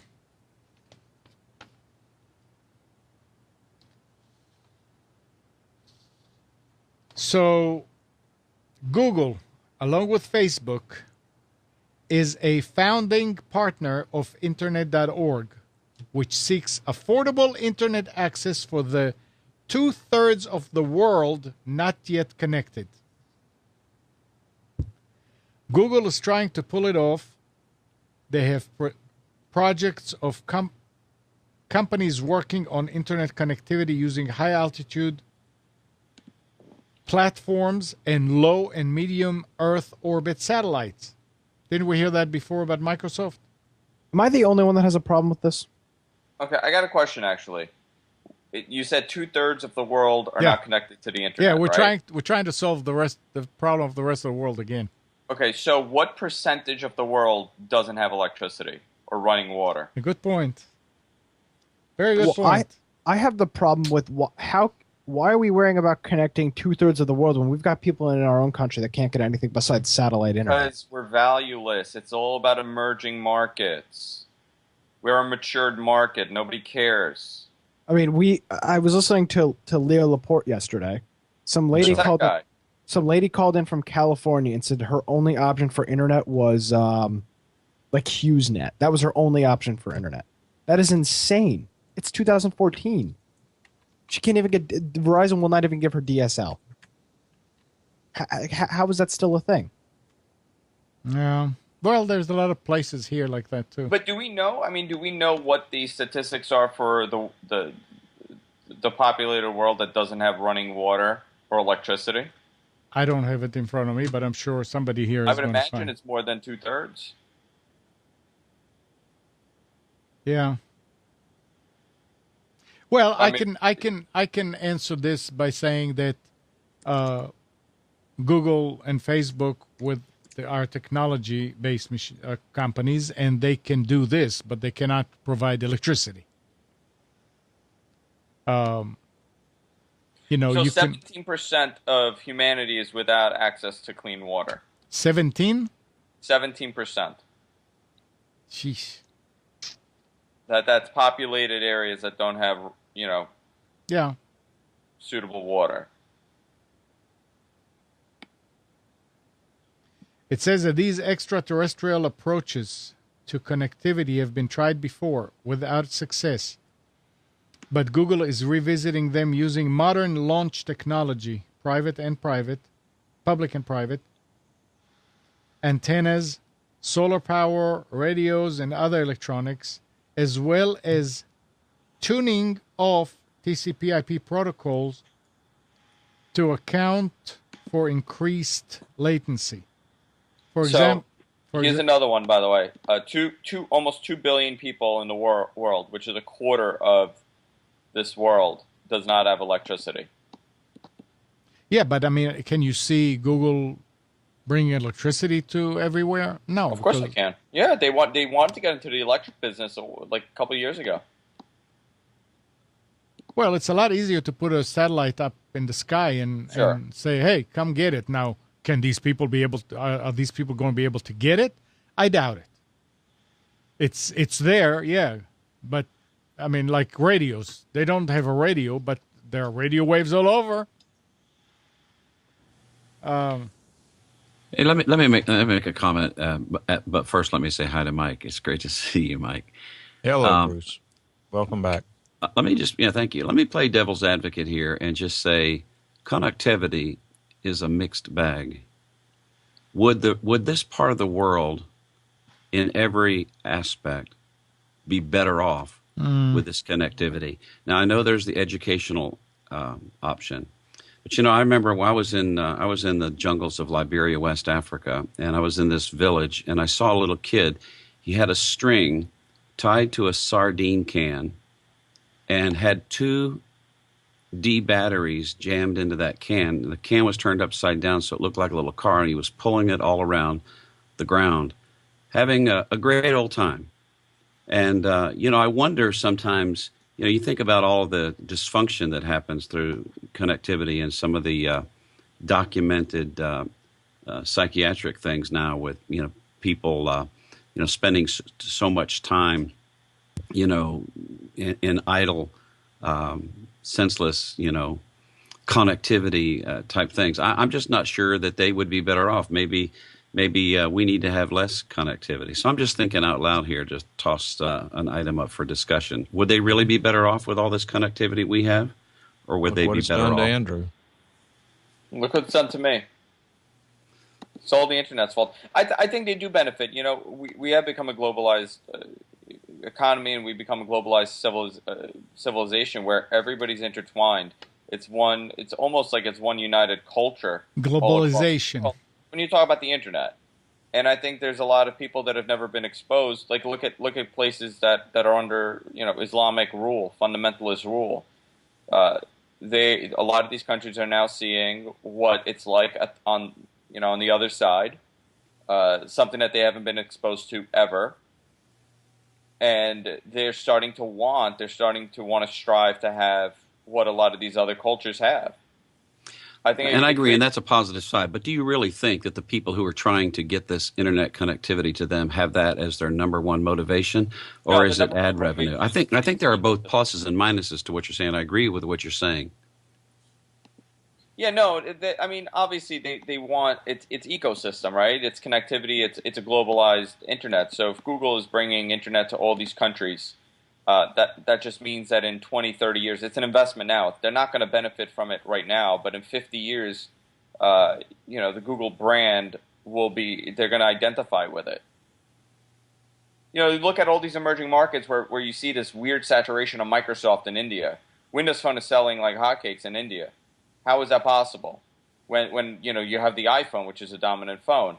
Well, a lot of these people work for call centers. A lot of these people are engulfed in the Microsoft experience, and now they're pretty much giving these phones away to these people. The emerging market, when India becomes not an emerging market anymore, and a matured market, the brand will be whatever has been saturated now in 10, 15 years. All these countries, like look at China.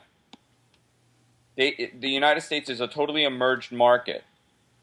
And really, there's very little profit, there's very little gains you could have on the market share in this country. Unless you have something that disrupts the market, which is not going to happen. Would clean water, education, schools, infrastructure be a better focus than? I agree with you 100%. Absolutely. It'd be a much better focus. Look at those statistics. Almost 2 billion people don't have electricity. In most of these countries, refrigerators are a rarity in the home, but everybody has a cell phone. Yeah, it's a fact. In India, more people have cell phones than refrigerators. Everybody has a cell phone. It's an easier thing to get. Yeah, it's interesting. Look at the priority.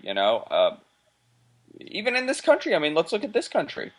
There are places that we don't have internet, like Nick said. There are places that you have to have electricity. If there's a home, they have to provide you with a line. But we have 100 years of infrastructure here. Some of these countries are 100 years behind us. Yeah, there are a lot of people here that move to places that don't have any electricity. The other day they have to run it though. The other day on I think it was Marilyn's show. the guest was living somewhere in New Mexico on a leased farm that had no electricity. And it was going to cost like $40,000 to bring electricity. So they went what you call off the grid, and they put solar collectors and batteries, and they learned how to manage that way. And they're working from home, so they have wireless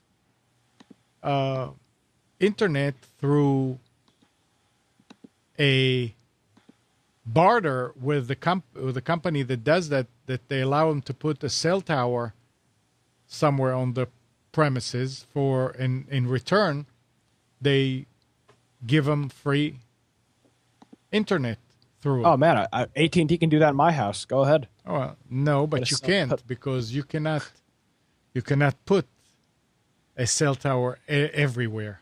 Well, yes, it was a joke. Yeah. But yeah, absolutely, I agree with you. I'll take some free service. Go ahead. Yeah. So there are places where people will move out and say, okay, we're going to have to, and that was the whole message of the show there, talking about how you learn to do with less. And you get used to not having this and not having this and not having that. And slowly you realize, oh yeah, I can live like that. I guess you have to have a certain frame of mind to do this, but people are doing it. And again, I mean, now let's go back to what we were talking about. So what happened to those 2 billion without electricity who are part of that 2/3 that are disconnected? What good is it going to do to put a satellite if these guys cannot have a device that can connect to electricity to be able to take advantage of it? I mean, wireless? Well, you're still going to have to charge those somewhere. So it's one thing is intertwined with the next, because there are a lot of things that are involved here. And again, another thing. So what good will it do them to be connected? Education? Agreed. It'll probably be good. But then they can just have a generator at school and be able to take advantage of it. But at home, what are they going to do? They can't go shopping. They can't shop online. They don't have money to spend to shop online. There's no delivery. I mean, it's a lot of things that we're used to that we think, oh yeah, if I'm connected, I can do a lot of stuff. A lot of these things cannot be done in these countries. Those countries are operating in a certain way, and everybody is sort of really, I mean, happy, because what you don't know can't hurt you. And suddenly they have these things and say, oh, these people can do that and these people can do that. Is it going to change things? Probably. Is it going to take a long time? Yeah. And in the meantime, what? People are just frustrated. So maybe they'll start leaving their villages to go to the big cities so they could take advantage of this. And now you are destroying a way of life. So, I don't know. A lot of things are involved in this. If Google and Facebook are going to put satellites everywhere, fine, do it. The people that can take advantage of it will. Don't even tell the people that can't take advantage of it that there is such a thing. Yeah, why put up a satellite when you could build a hospital or send a team of doctors, dentists, ophthalmologists into some of these places? You know, I was just thinking, Good and point. I know this gets a little, more philosophical, but I was thinking about a verse of scripture that says, having food and raiment, therewith let us be content. Sometimes I wonder if sometimes all this connectivity causes people who were previously content, many of them subsistence farmers, eating what they grow on these little, plots of ground and gardens and stuff like that. People who were previously content now creating a discontentedness in them. It's just interesting. I couldn't help but think about the Star Trek and the rules that they had when they would visit a a new planet and not interfering with what's going on there. What do they call that? What was some kind of a rule or principle? It's the Prime Directive. yeah. Yeah, thank you, Steve. He said it so well too. Say it one more time, Steve. The Prime Directive. Oh, it's beautiful. Bruce, I totally agree with you. I think people now, because of the internet and they see what other people have, they are no longer content with a lot of things. I mean, it's not just material goods; it's relationships too. Now, if they're being abused and used, and that has and things are being withheld from them, they should be able to have. Like we send all kinds of resources into some of these countries that never gets to the people that need it because it's confiscated by the powers that be, sold on the black market. If they're being abused and don't have things that they should be able to have, then I think there's a reason for discontentedness, and that would rise to the point of rebellion and getting things done properly. But it's just a really interesting philosophical dilemma. Yeah, no, I think in that case absolutely, but I think in most cases the issue is, I go on Facebook and I see that Bruce bought a brand new laptop, and now I'm no longer happy with what I have, and I want what he has. Right. That's the problem, and it speaks volumes. The reason why the economy's in the tank and the reason why people don't have a savings account anymore is because of things like this. How many? No, Andrew.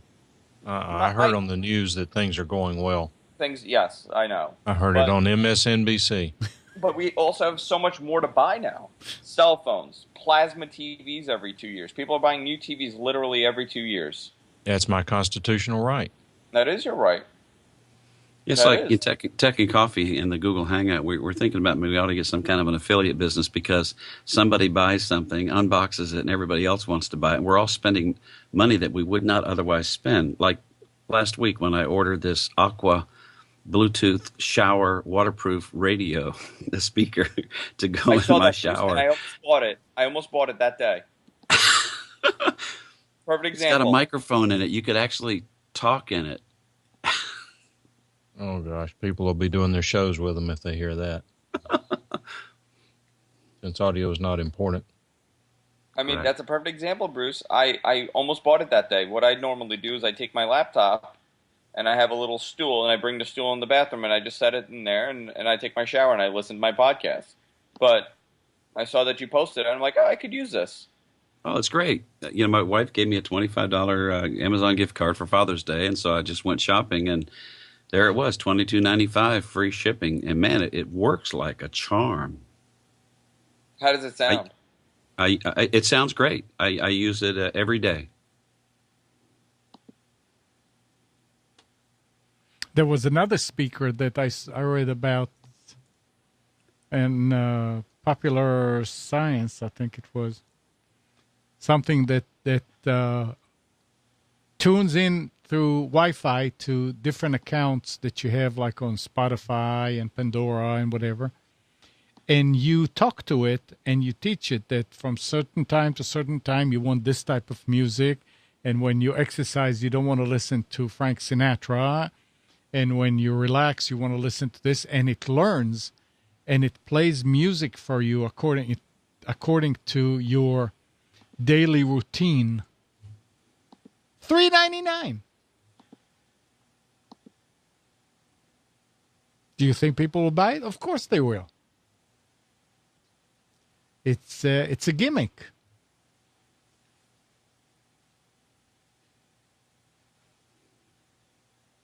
Has anybody been playing around with the new Amazon Prime Music cloud player?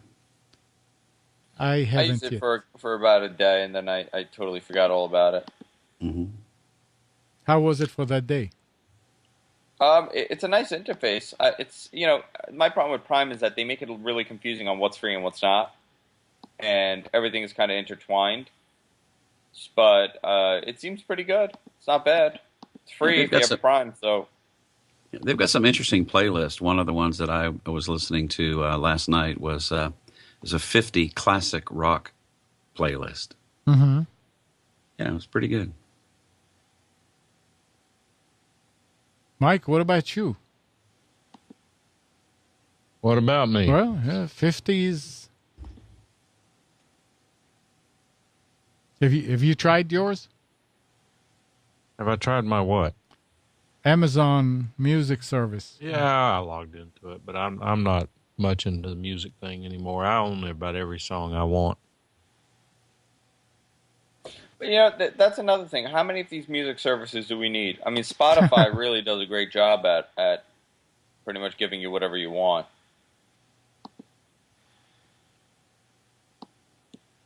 I don't know. I mean, people are still doing it. All these quote-unquote radio stations that people are setting up to play music and more and more and more. I agree. How many do we need? And you hear all these new internet broadcasters who say, oh, but my mix of music is going to be the one that the world is going to beat a path to the door. There's no one else playing the mix that I am. And then they start playing it. It's unique for about 2 weeks, and then they fall into the same rut that every other service falls into. Sure. But if you feel compelled to do it, go for it. Right now, you're free to do that sort of thing. Brian is saying I started... Brian is Has saying... anybody been watching the World Cup online? Oh, not me. No. It's actually amazing that they're giving it away for free. Brian is saying I started making a playlist. On Amazon Music. Yeah, so then what? Does it keep on... Does it play the same list again and again? Only if you tell it to. Nick was saying that you can actually download the songs. I didn't dig that deeply into it. What are we talking about? Amazon Music. Oh, it's great. It's How do you download the music? On your phone, you just hold down on it and click download to this device here. Let me pull it up right now and I'll tell you exactly what it says. What about on your computer? I don't know. I don't use it on my computer. But I assume you could download it as well. I don't know why you download it on your computer. Because you would want to listen back to it. There's a web client. So use that. But you don't have internet. I don't know. What if you're in an airport? Use your phone then. What if you don't have internet?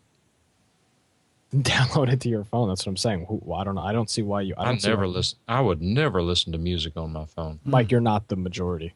I understand that. But I'm a paying customer, so my opinion counts. Well, to an extent. Or should. So all I do is I have a song here. I hold it down, and I can click download, and the song will download. So there's actually a button to download. Essentially. All right, so here's the question then. If you connect your phone up with a USB cable, can you then drag and drop that song to your hard drive? No, probably not. That's what I'm thinking. What were you saying, Bruce? Does anybody know what the quality of the downloaded song is? Is it, is it 96? Is it 128 or what? You won't. What's the difference? It's playing it to a piezo speaker. Well, it's different if you download it to another computer. You realize you would use earbuds to listen to music on a phone. You wouldn't use the speaker. Or you'd use the Aqua Shower Bluetooth radio with suction cup.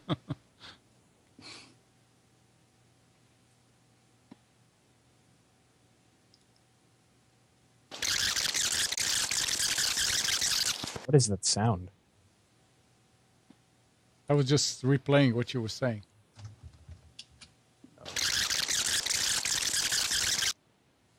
Oh, come on, Nick. It's rats eating the wire. Take a hike. Well, we're almost at the end of the show. Andrew? Yes, sir. Tell us about your network. Oh, it's... Come on. No, I have a podcasting network. It's called the GFQ Network. We do 13 shows a week, and we cover everything from technology to hair loss to everything you can imagine we cover. And you can go to our website, gfqnetwork.com. And it's a new website.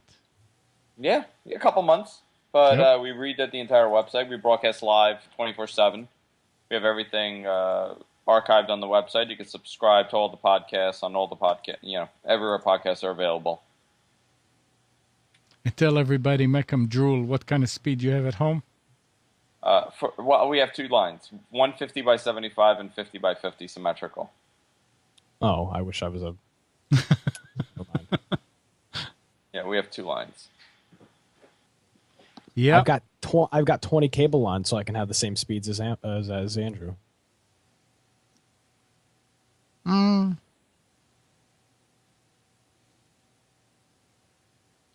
If there is nothing else to talk about, we can end up a little bit early. Yeah. Steve, Hopefully anything? I'll feel better next week. I feel like I'm getting sick. Uh-oh. But Sorry, sometimes I was giving my wife hair advice.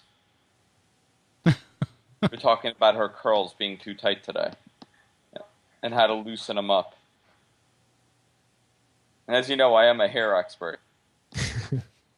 yes, you are. Hair loss expert or hair expert? Hair in general. Oh. Hey, by the way, little preview for next week. The cure for hair loss may be near.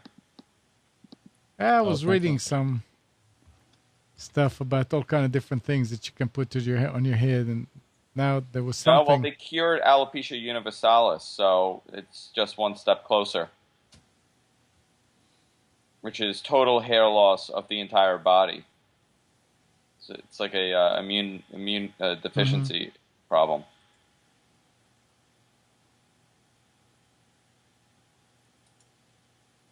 No more hairless people in the world. Yeah, that's it. That's what Google and Facebook should work toward. You know what? Why not? You know what? You have a point there. Why don't they do that? 2/3 of men are suffering from hair loss. Mm-hmm. Suffering? They are suffering. Well, Some people like it. Yeah, I don't know Do about you suffering. get to decide where the hair grows back? Well, with which one? Alopecia universalis. It's your entire body, so you can't control it. But You end up looking like a gorilla. with alopecia totalis, they're going to be able to determine where you want it. Well, that's all right then. That's good. As long as it doesn't come out of my ears or my nose, I don't mind. But and then you have to start paying for haircuts again. You do. And then it's Oh, gonna look drive the at economy. Spencer. I have a question, Andrew. Yes. Aw.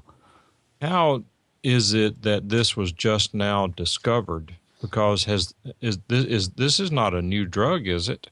It is not a new drug. No, it's a arthritis medication. Been on And the that market being for years. that being said, why has it not been noticed before that this drug is growing hair? Is it that the dosage has changed? I don't know. I'm curious on that. Spencer did an interview. Hang on, I got to get the dog out of here. Get out of here. Spencer did an interview with the lead scientist from Yale, and I haven't listened to the full interview, but I think they go into details on why this was just recently discovered compared, considering this drug has been on the market for many years. Yeah, I don't understand.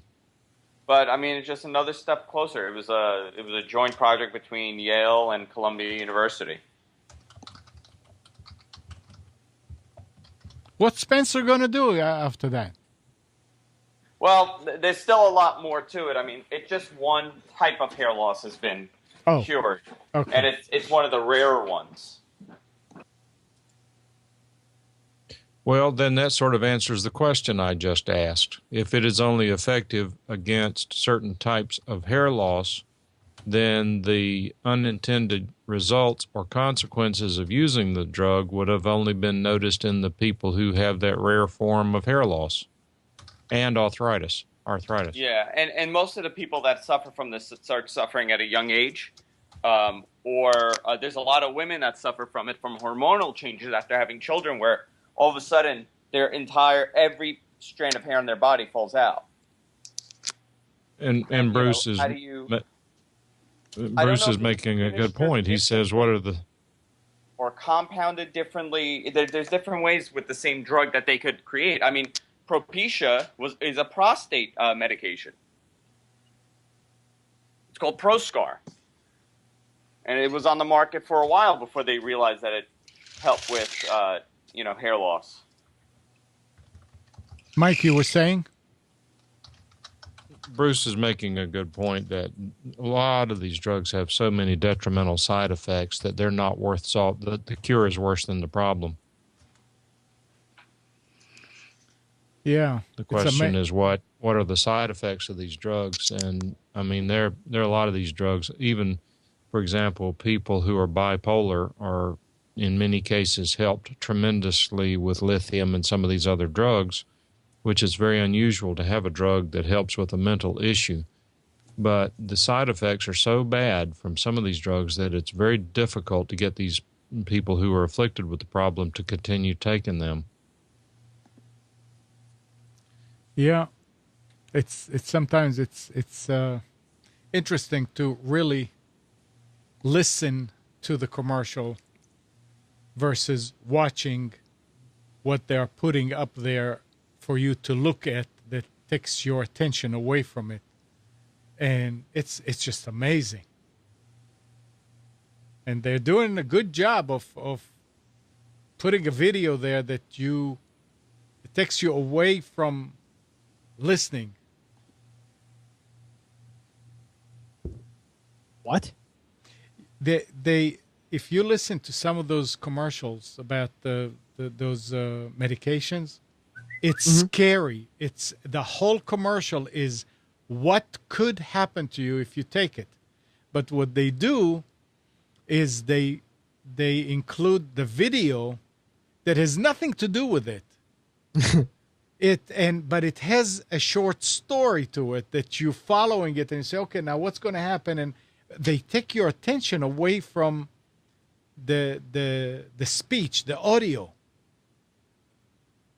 And it's just amazing sometimes to just don't watch and just listen.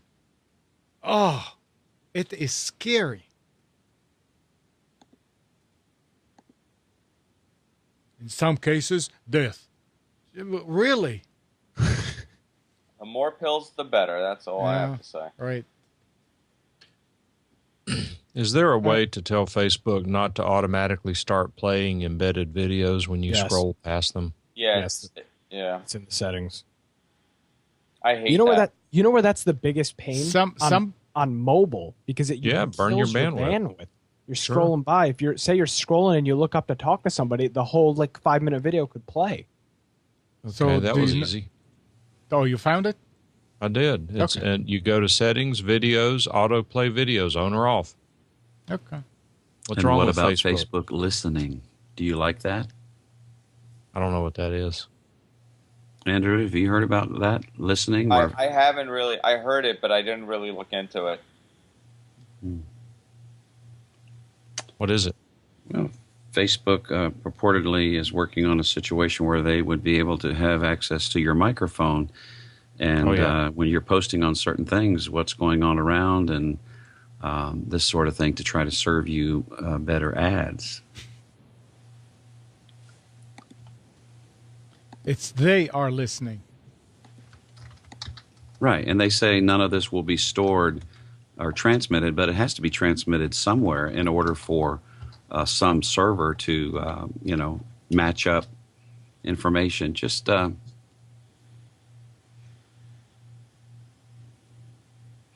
it's not done yet, but but there's a lot of backlash. You just Google Facebook listening, and you'll see a lot of stuff. So, but.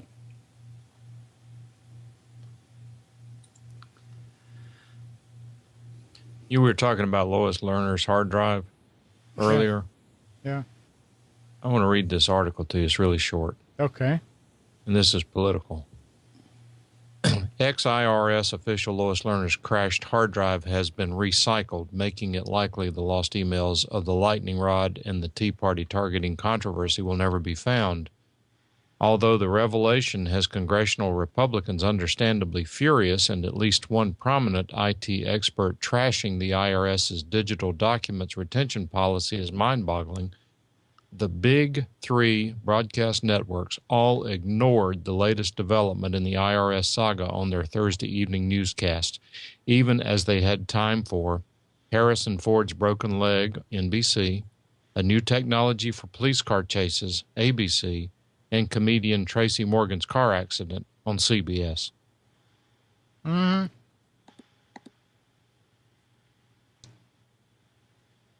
Oh, Kind of says Yeah. something about priorities, doesn't it? I mean, well, no, it tells many times what you don't say is more important than what you do say. Yeah.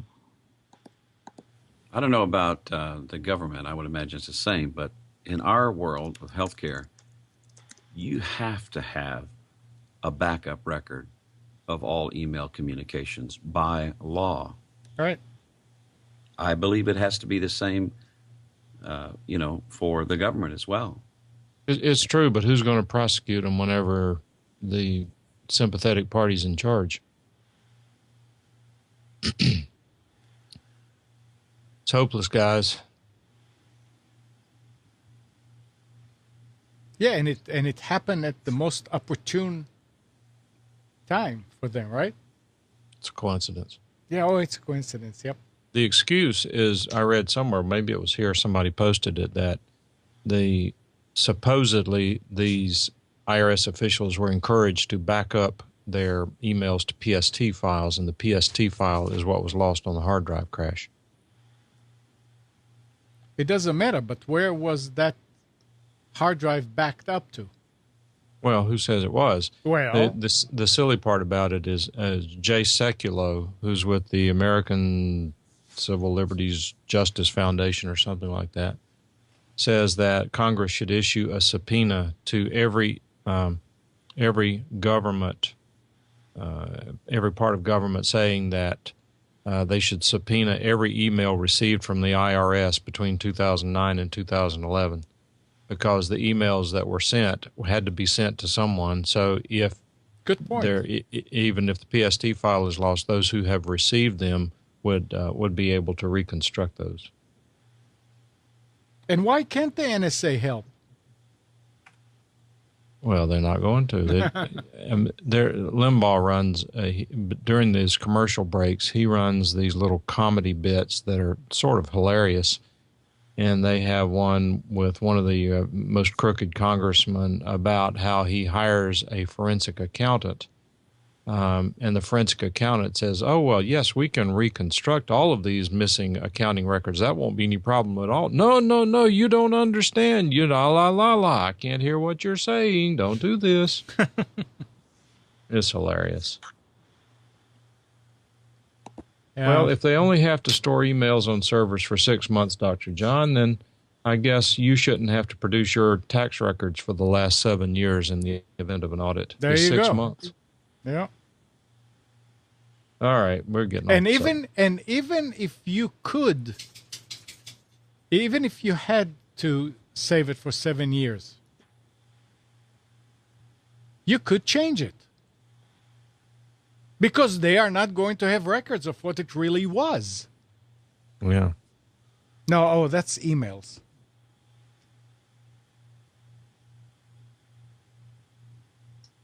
Yeah. Oh, well.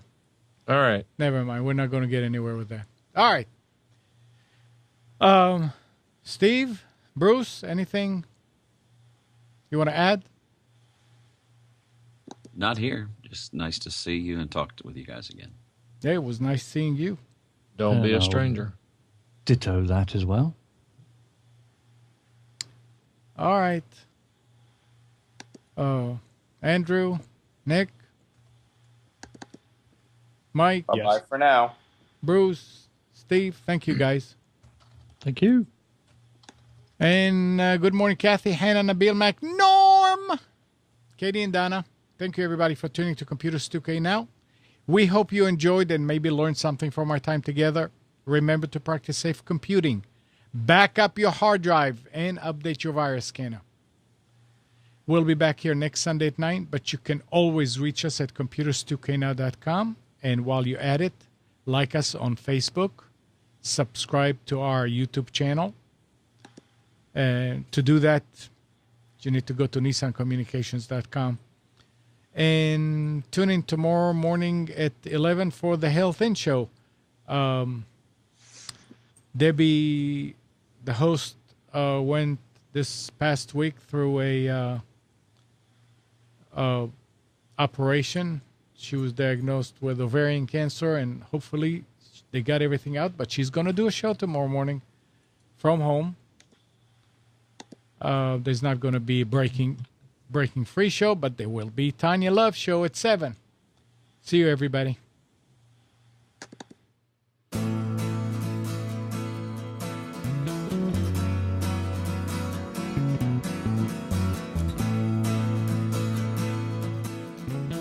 You are tuned to the Nissan Communications Network. Our weekly lineup of call-in programs includes Computers 2K Now with Amnon Nissan, Health In with Debbie Bruck, Breaking Free with Marilyn Shannon, Lessons of Vietnam with NCVVI members, The Tanya Love Show, Reawaken Your Brilliance with Julie Seibert, and if you tuned in too late, you can always watch each program in its entirety or download an MP3 audio file of it at www.nissancommunications.com. Sponsored by Atomus.com, makers of quality video recorders and converters for professionals.